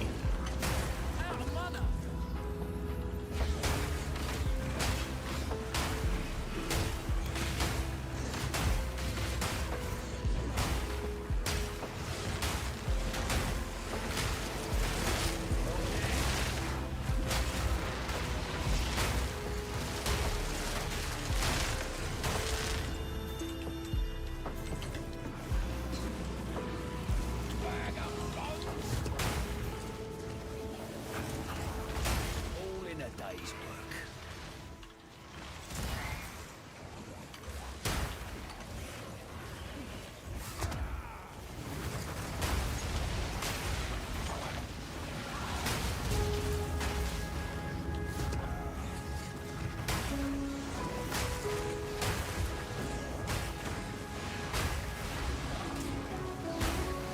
Easy work.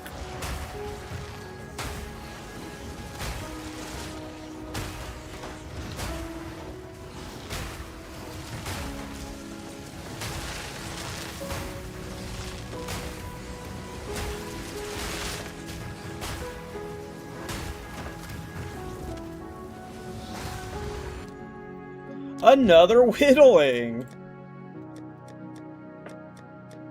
We're not even trying to get whittling new ones right now, but there we go.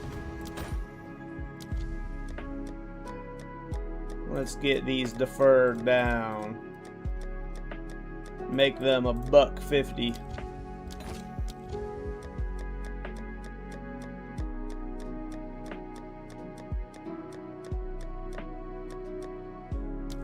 We're getting all the extra rerolls too. It's just gonna be free soon.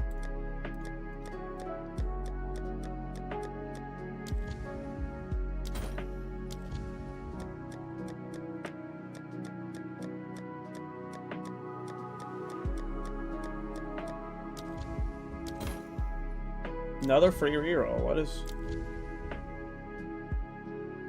Nice. These are all like 311, 3000. Like, they're all like basically free now.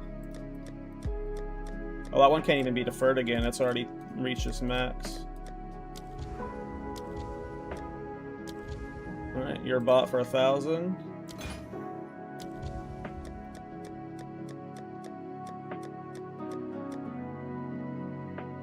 Should probably buy a lot of this. Yeah. We'll defer it all one more time. Another whittling! What the hell's happening today? Alright. For you, you're not affordable. For you.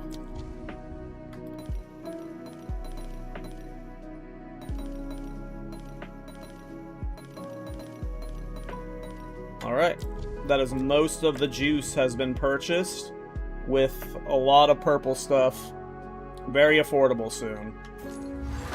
Probably one more defer map, and then we got all those purples. And can you show your tablets?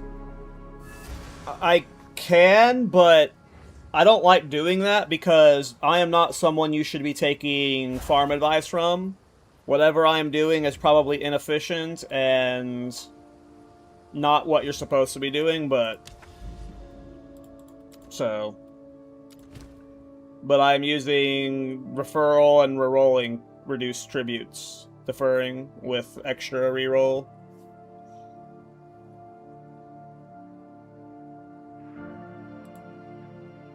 I would not do what I do. I would go...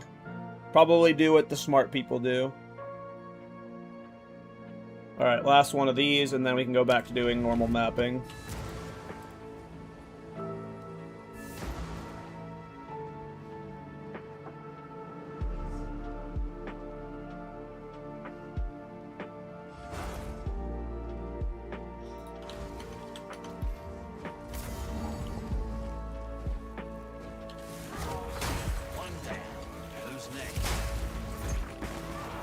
But I only use those tablets when I'm trying to get my deferrals after I've like done multiple Rite of the Namelesses and I've got like, you know, 10 purples waiting to be claimed.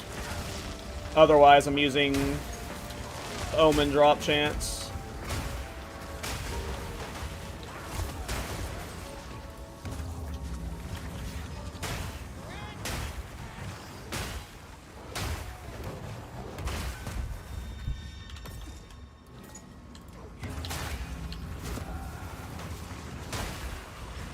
And almost always doing it in a city so I can get the extra rerolls from the unique tablet.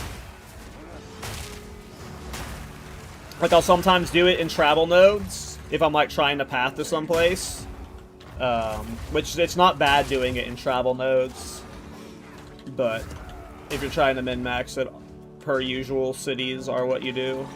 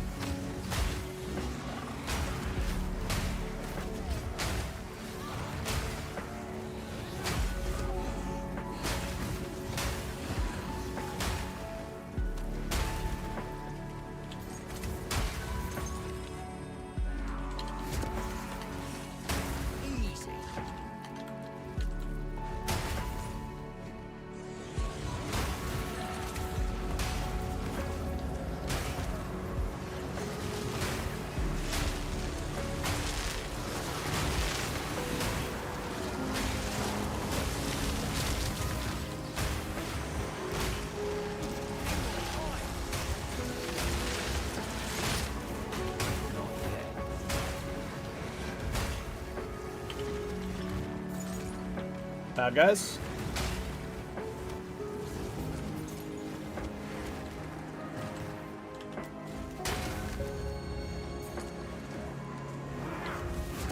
Alright, last ritual of the map.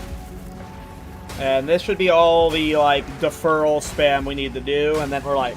We won't have all of the purple ones after this, I imagine. There'll still be a few we can't afford, but they'll all be, like, you know, more manageable to where I can start doing Rite of the Namelesses again without getting overwhelmed by deferral count.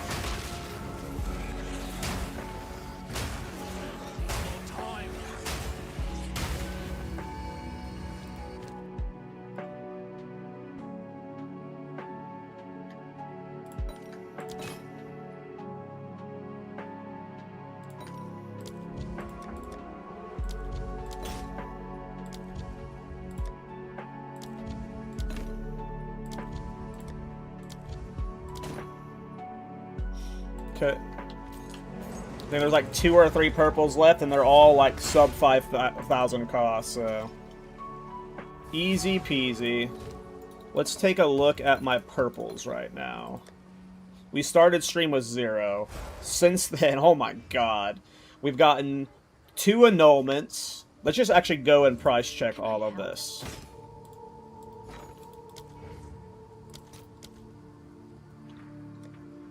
So we got 6 Whittlings, 43-ish Divines, 1 Erasure, which is almost 10 Divines. I usually do my trading in Chaos Orbs right now, so... Almost 15 Divines from the 2 Erasures. 11, or 21 and a half, almost 21. 20 and a half from the 2 Annulments. And then almost 14 from the 2 other annulments. Like, so over 100 divine made from those rituals already. And that doesn't include, like, if I was to try and sell all of the chaotic rarities I've gotten. There's 7 divines there. Quantities. Got 12 divines there. What's the other one? Effectiveness. Those are cheap, though. Those don't sell for anything. Not bad. Not bad at all. Is this build on your YouTube page? Not yet, no. Not yet.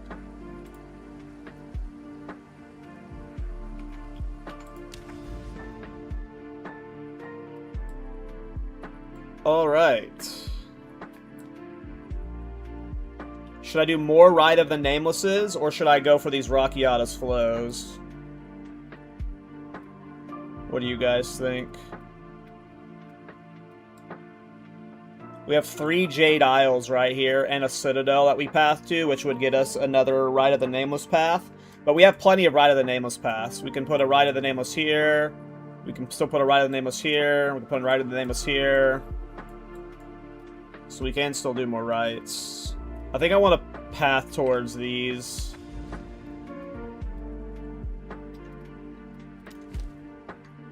So let's get rid of all this.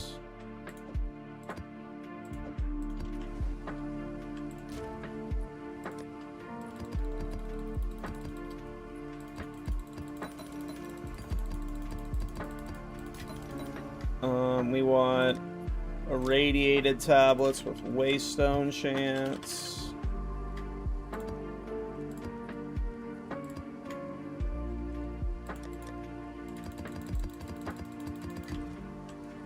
Oh wait, we might end up doing some city maps. I think this first one is a city map.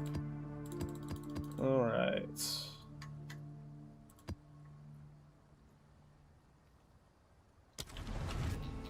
Let's see if we can get a Jade Isles going.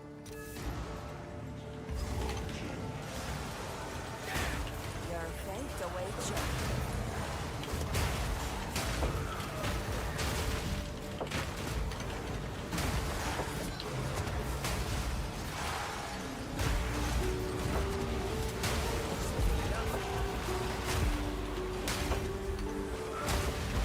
Die is stand in my way.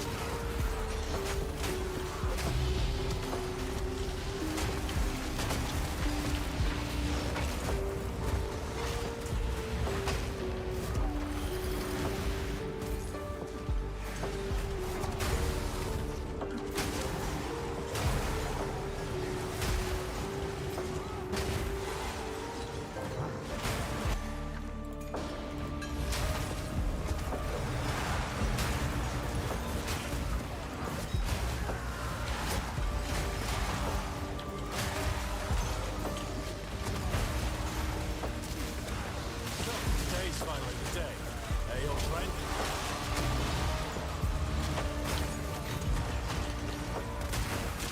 A lot going on this map.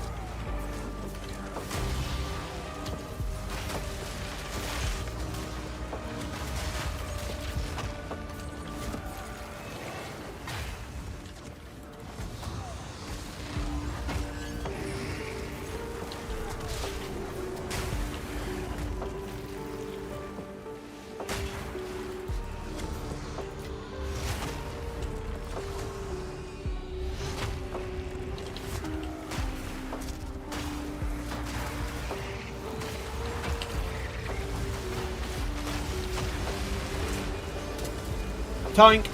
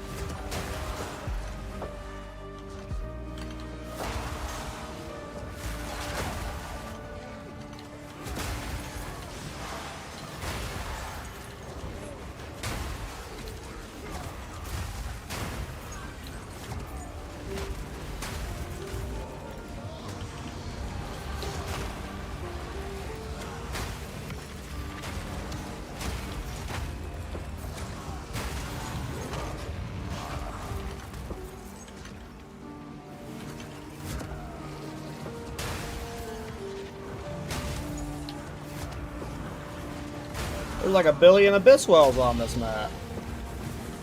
Gotten 4 Abyss Tablets. 5 Abyss Tablets.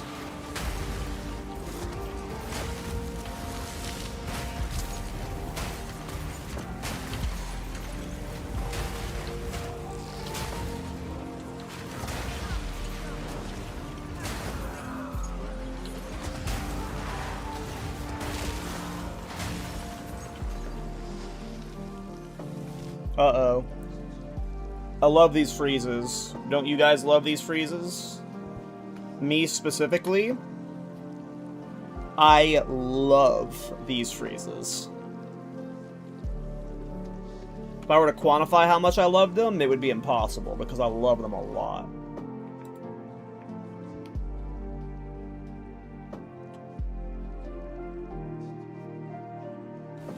Do you guys get them like crazy?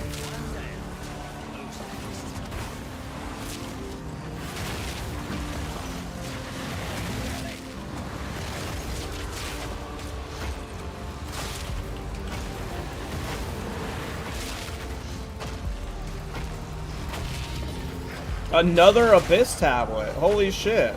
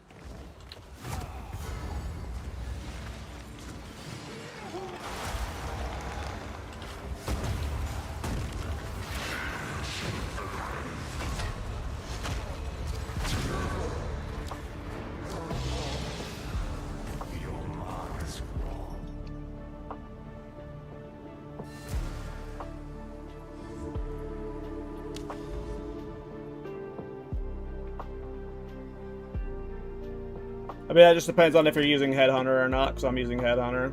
Look how many Abyss tablets we got in that map. The hell?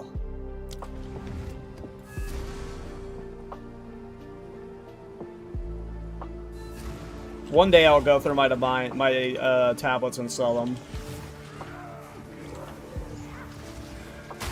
I bet you I've got like 100 Divine and tablets. I haven't gone through my tablets in a hot minute.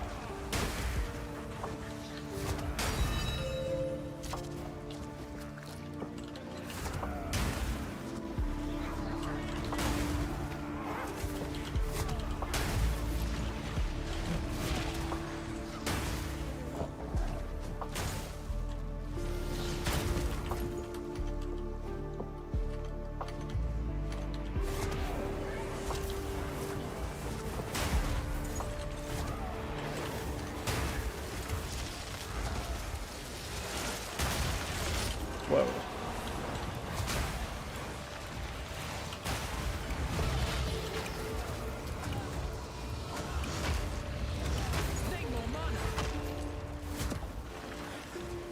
What would be the starting budget to get this beast online? I have no idea.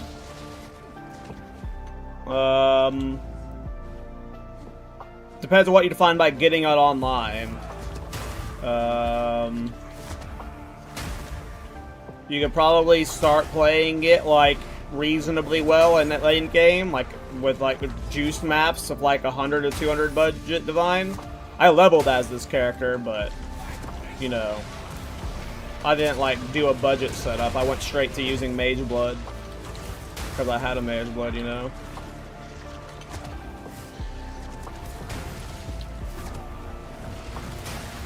But I don't know what the price is. I haven't tried budgeting it out yet. Of like all the budget setups, and I have no idea how like a super budget setup would cost. Something like the Prism of Belief for Wind Dancer was only a divine when I bought it. So in terms of like stuff like that, the Prism of Belief is not expensive for Wind Dancer. But obviously when you get to hyper optimizing, like I'm using a Alder's Legacy on Greymate. So, you know, what are those, 300 divine right now? You know, lore weaves are very specific and difficult to make. So, you know, getting a perfect lore weave, you know, who knows how expensive that is and how good a budget version one compares to the one I've got. I don't know, because I've only been using the one I've using, you know. So tried buying weapons. Some of yours is going for about 150 to 250 divine. I don't think I spent that much on my weapon, but, you know, inflation. Oh, Minosuke, you've missed it, dude. I've gotten, like, 8 whittlings today. This stream has been full of another Whittlings. Just full of it. I don't think I spent 150 to 100 on it, but to 250 on it, but it's been a few days. There's belief it's 3 divs now. But you know, I wasn't using a +3 melee skills gloves for a while, using only +2. I wasn't using a +4 melee skills amulet for a while. I was using Astra Menace at first until I got the Grey Make, and then I swapped to the +3, and now I'm on a +4. At one point I was using a +2 Chernobog. Like, all of this wasn't here initially, but what you're seeing now is expensive, you know. Would you be fine without a Mage Blood? Absolutely.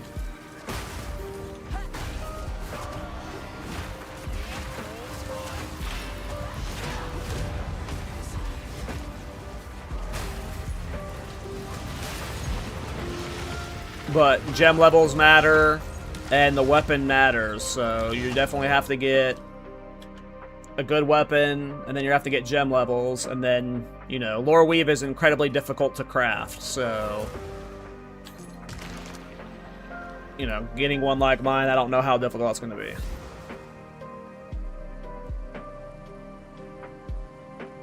Oh, Minosuke. Unfortunate. But yep, that's how it works. That is indeed how it works. Yeah, Minosuke, look, this is all we've gotten from today's stream. And there's, like, still a few more purples that have not been claimed. I think there's, like, 1 annulment and 1 whittling still sitting there. Maybe 2 whittlings. But, I love Ritual. Had a +2 arc in my stash that I got from killing Arbiter on week 2, and I sold it yesterday for 380 divs. Hell yeah. Yep, Arc's a good prism to get. What are the most important mods on Lore Reeve? The quality, you want at least 5%, but ideally you get to 7%. I double corrupted mine, I didn't hit the double corruption for the 7% quality. But you want as much quality as you can get. You want enemies chilled by your... You want the Pork Loin Ring effect, which is the enemies chilled...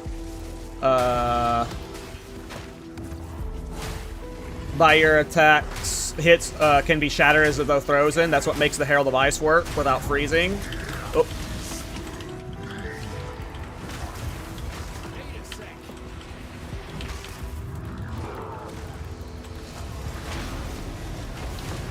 And then from there, I would say the gain chaos, and then the armor applies the chaos after that. But the armor applies to chaos might be more important for you if you're a defensive-oriented player. I'm not sure. You really want all 3.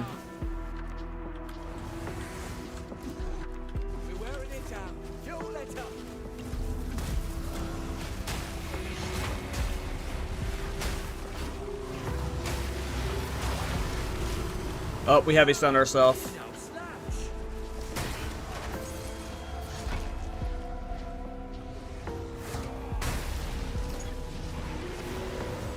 What skill's actually doing the damage? Wind Dancer.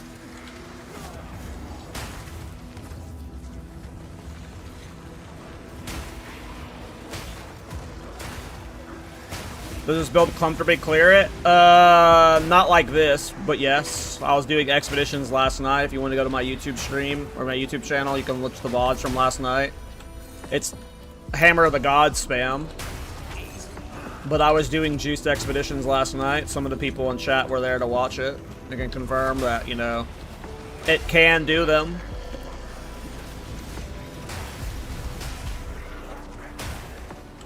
Is it the #1 expedition build in the world? Probably not. I haven't really looked at, like, you know, what is. I don't really do much expedition, but I was doing some pretty juiced logbooks last night. But it's basically this.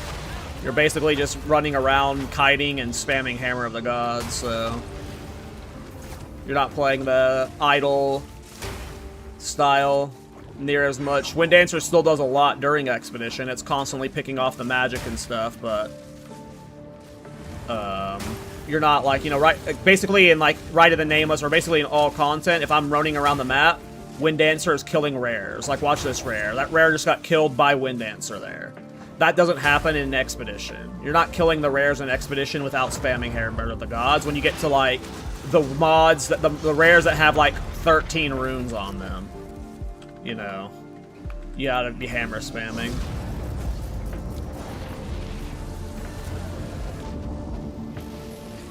I have no idea, Lord Apollo. You'd have to try. I'm sure you can swap hammer for whatever single target setup you'd want. It would probably look considerably different, but...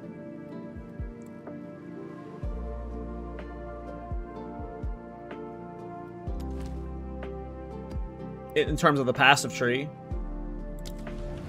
But I'm sure you can make any single target option one work to an extent. I don't think you'd be able to do anything but Hammer of the Gods for Expedition, but I'm not sure. How long till the Wind Dancer came online? Well, I mean, I was leveling with it from level 1, so... or from level 10, I guess.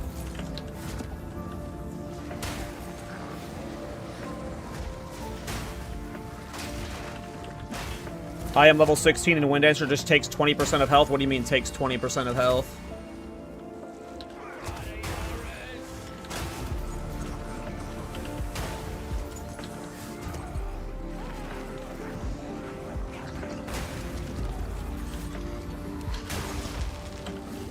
Wind Dancer doesn't take any of your health.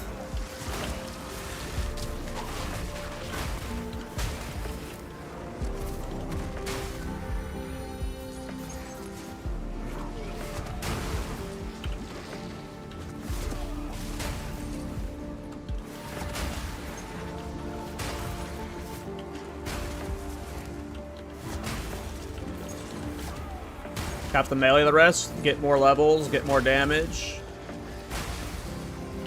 Get better gear.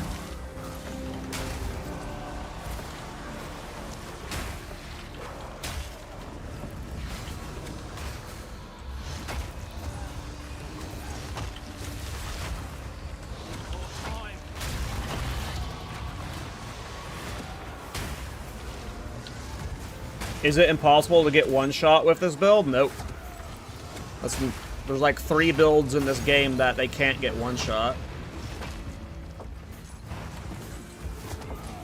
You stand in Uber Arbiter's fart bombs, you're gonna die with 99% of the builds out there.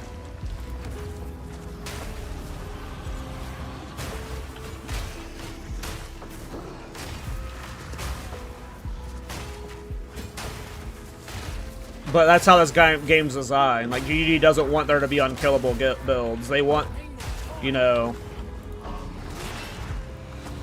the pinnacle bosses to have one-shots, which I agree with, you know. But, no, if you stand in stupid shit, you're gonna die with this build.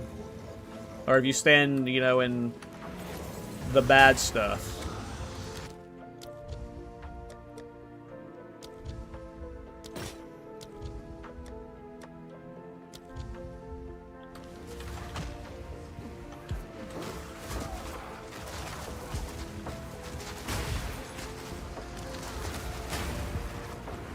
But no, usually with, especially builds that are this unique heavy, they're not, it's very hard to get them truly unkillable.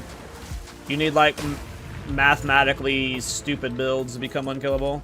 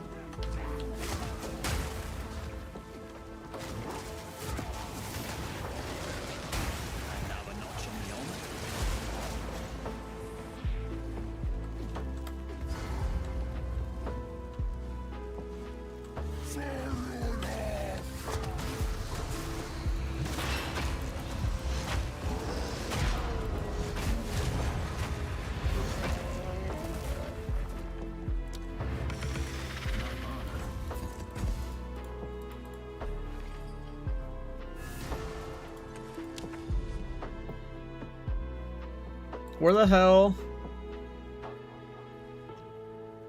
Oh, okay, this one is pointing to this one. I was like, I've hit all the ones that are pointing to it, but I was missing this one.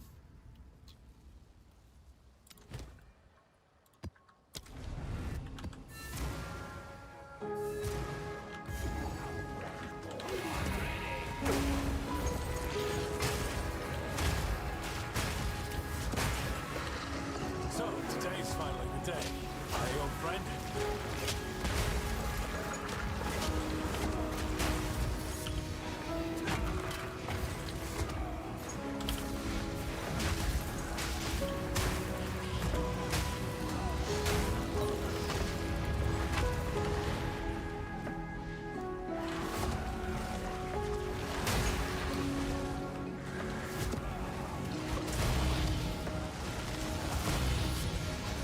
Double ritual tablet. Nice.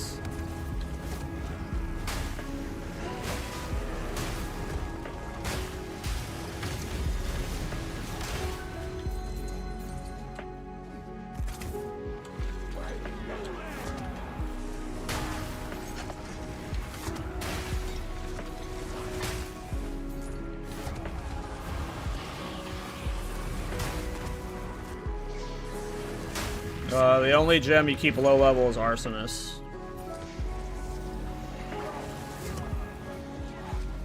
If I remember correctly. But I don't know, like... that. I haven't played that build in weeks, and that was like 4 builds ago for me, so you're better off like watching the YouTube videos and reading the mobalytics. I can't remember all the intricacies of it off the top of my head.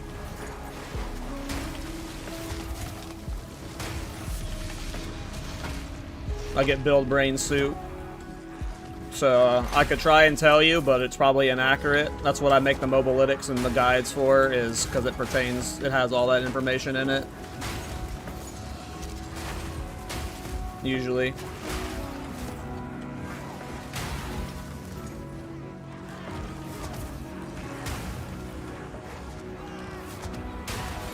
I mean, you just, if you don't level up something, you keep it at its lowest level, though.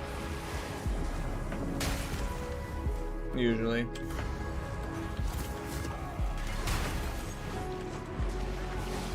If you're not up-breaking something, it's usually because you're trying to keep its cost as low as possible. So you usually keep it, you know, as low as possible.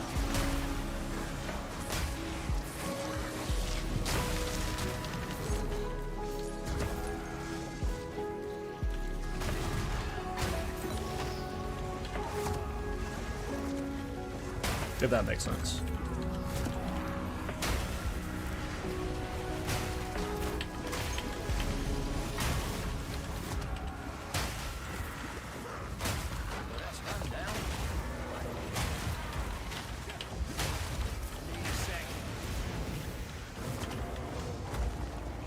But yeah, it's a problem when I churn through builds so fast, is just... I genuinely can't remember some stuff from builds, even though they were played like a few weeks ago. From me, that's like 4 builds ago. I think supporting fire was my 2nd character of the league, and I'm on build 7 or 8. So all of it's not on the top of my head anymore.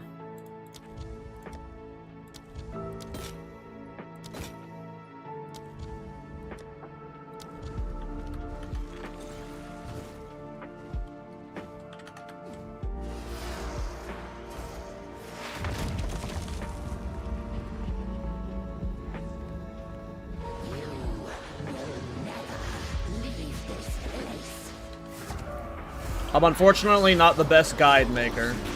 I just make fun builds. And then I try and throw helpful tips and guides out there as much as I can, but I'm no Pox.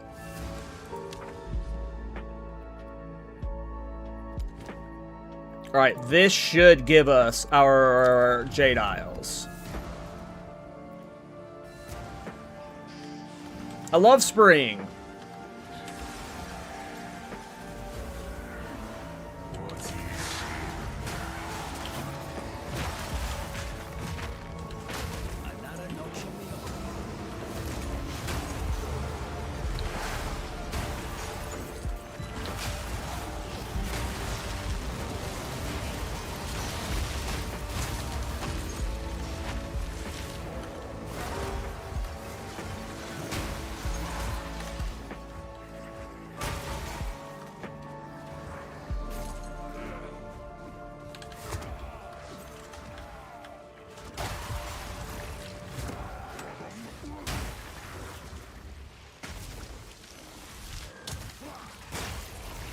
Well, I think that just makes me a build maker. I don't think that makes me a good guide maker. I think my guides have lots of holes in them usually. I don't really know what new players are going to struggle with sometimes, so oftentimes get like a billion questions because I forgot to include something in the guide. I make fun builds for sure, but I don't necessarily think I'm the best guide maker specifically.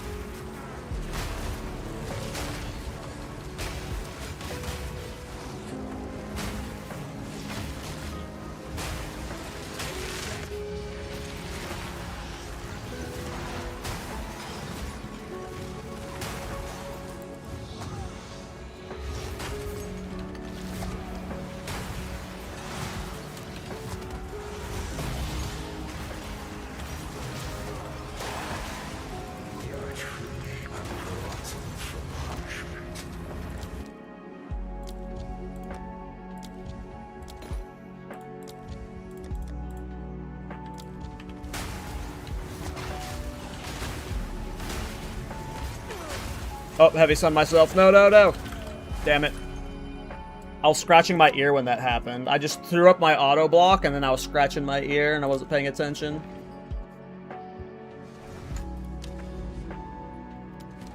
Dumb me.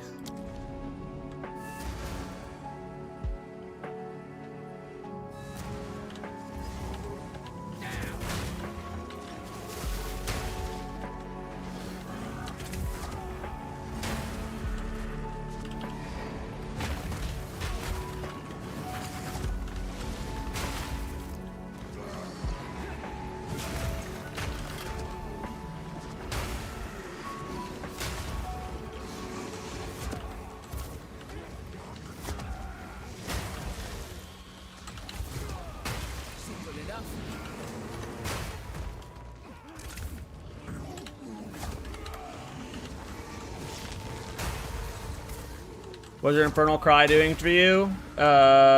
Gives me damage, gives me increased area of effect, makes them explode when they die for better AoE, a lot of stuff. Increased damage.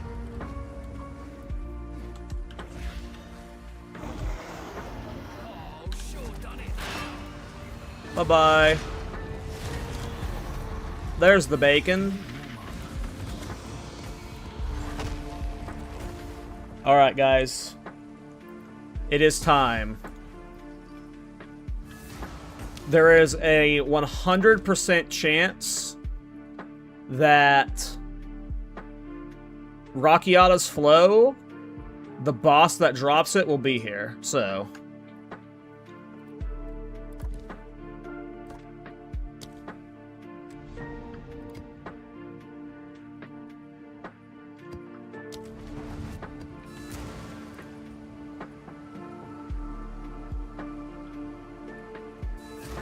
time to get that flow.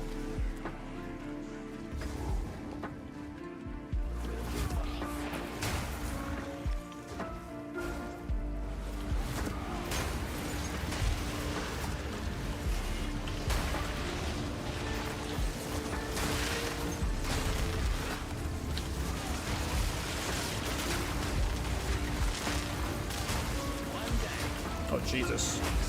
Just got popped there. I don't want to risk dying in this map.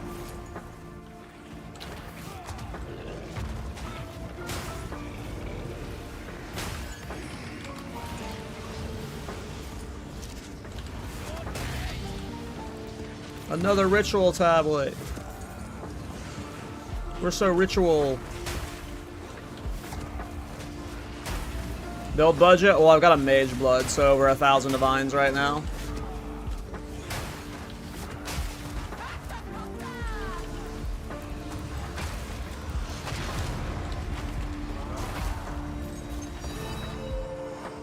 Tonk.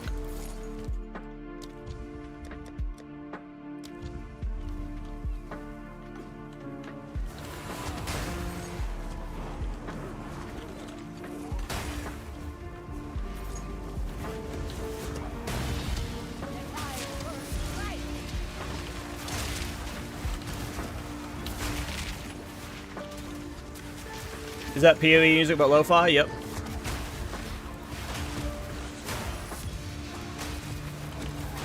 Need more mana.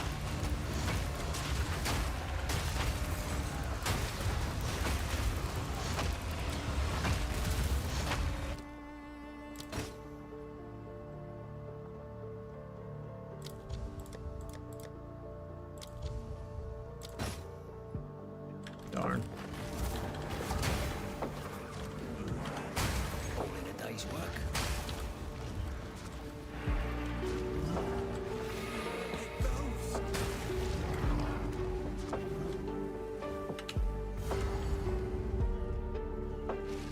Hello. Goodbye.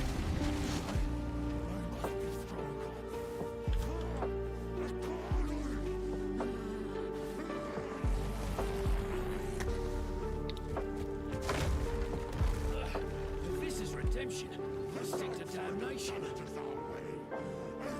Ancestors, let them know the might.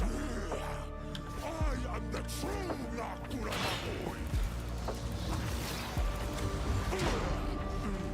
Now, you will die. And may your strength, Tokuhama. This is not the way. Rockiados flow. You reject me. All Are you guys ready for that tonk? That loud ass Rockiados tonk? I will save my people. Myself.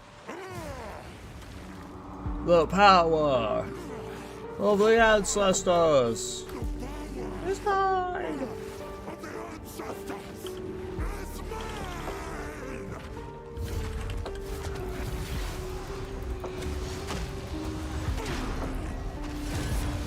Huh? Where's my flow? Double Combs Madness? GGG. Please. Oh my god. GG. Look how many tablets I've gotten from these maps. Holy shit.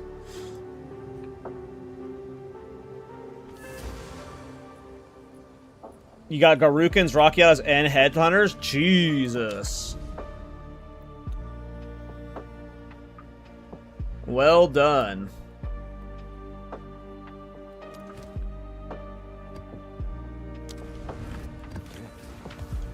Let's dump all this. Oh yeah, we got an Omen of Light too from one of those maps.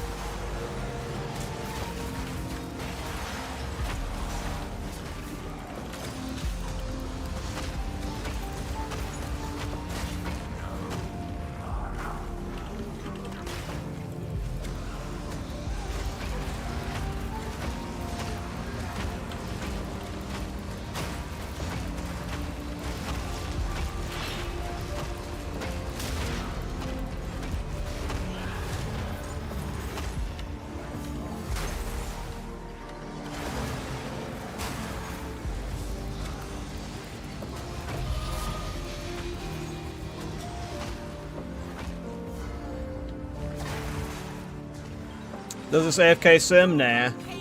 I doubt it. This can't kill bosses, AFK.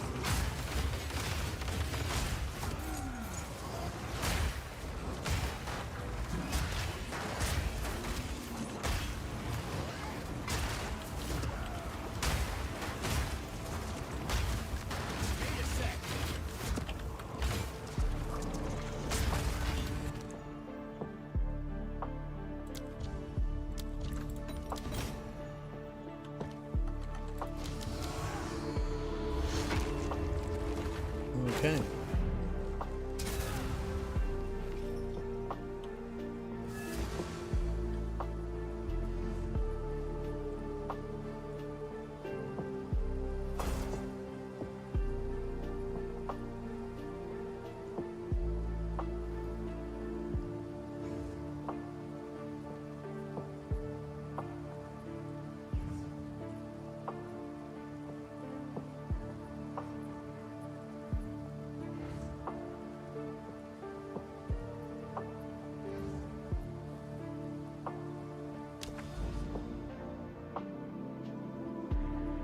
Well, let me path there, but let me path there. That's so funny. Oh, I don't want to turn this area into a fucking new area. Lame. Ooh.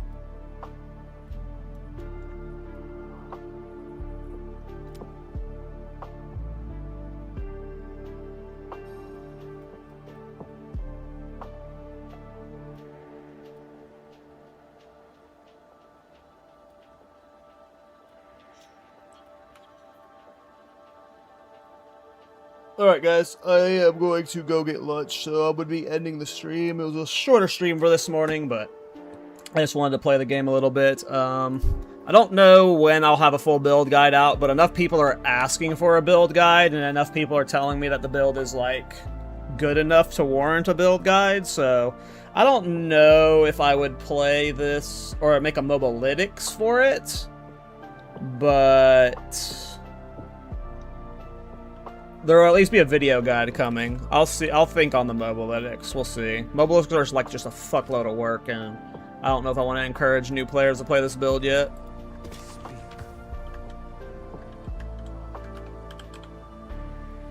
Do you think this could work on another Ascendancy? No, because no. You have to play it on Gemling. We're gaining too much from the quality stacking. We're gaining too much from the quality stacking.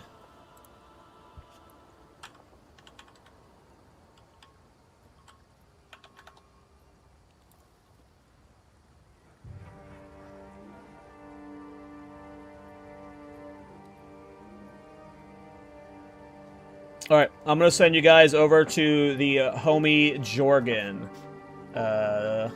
Looks like he's playing a Stormwave Monk. I will be live tomorrow before the podcast, so expect me live tomorrow morning. We have the podcast with Anime Princess tomorrow, so. But thanks for hanging out, everybody. Yeah, I guess a lot of people like the build, so I'll try and get a build guide out for it. I don't know if it'll be out tomorrow, maybe Saturday, we'll see. But thanks for hanging out, everybody. I'll see y'all tomorrow.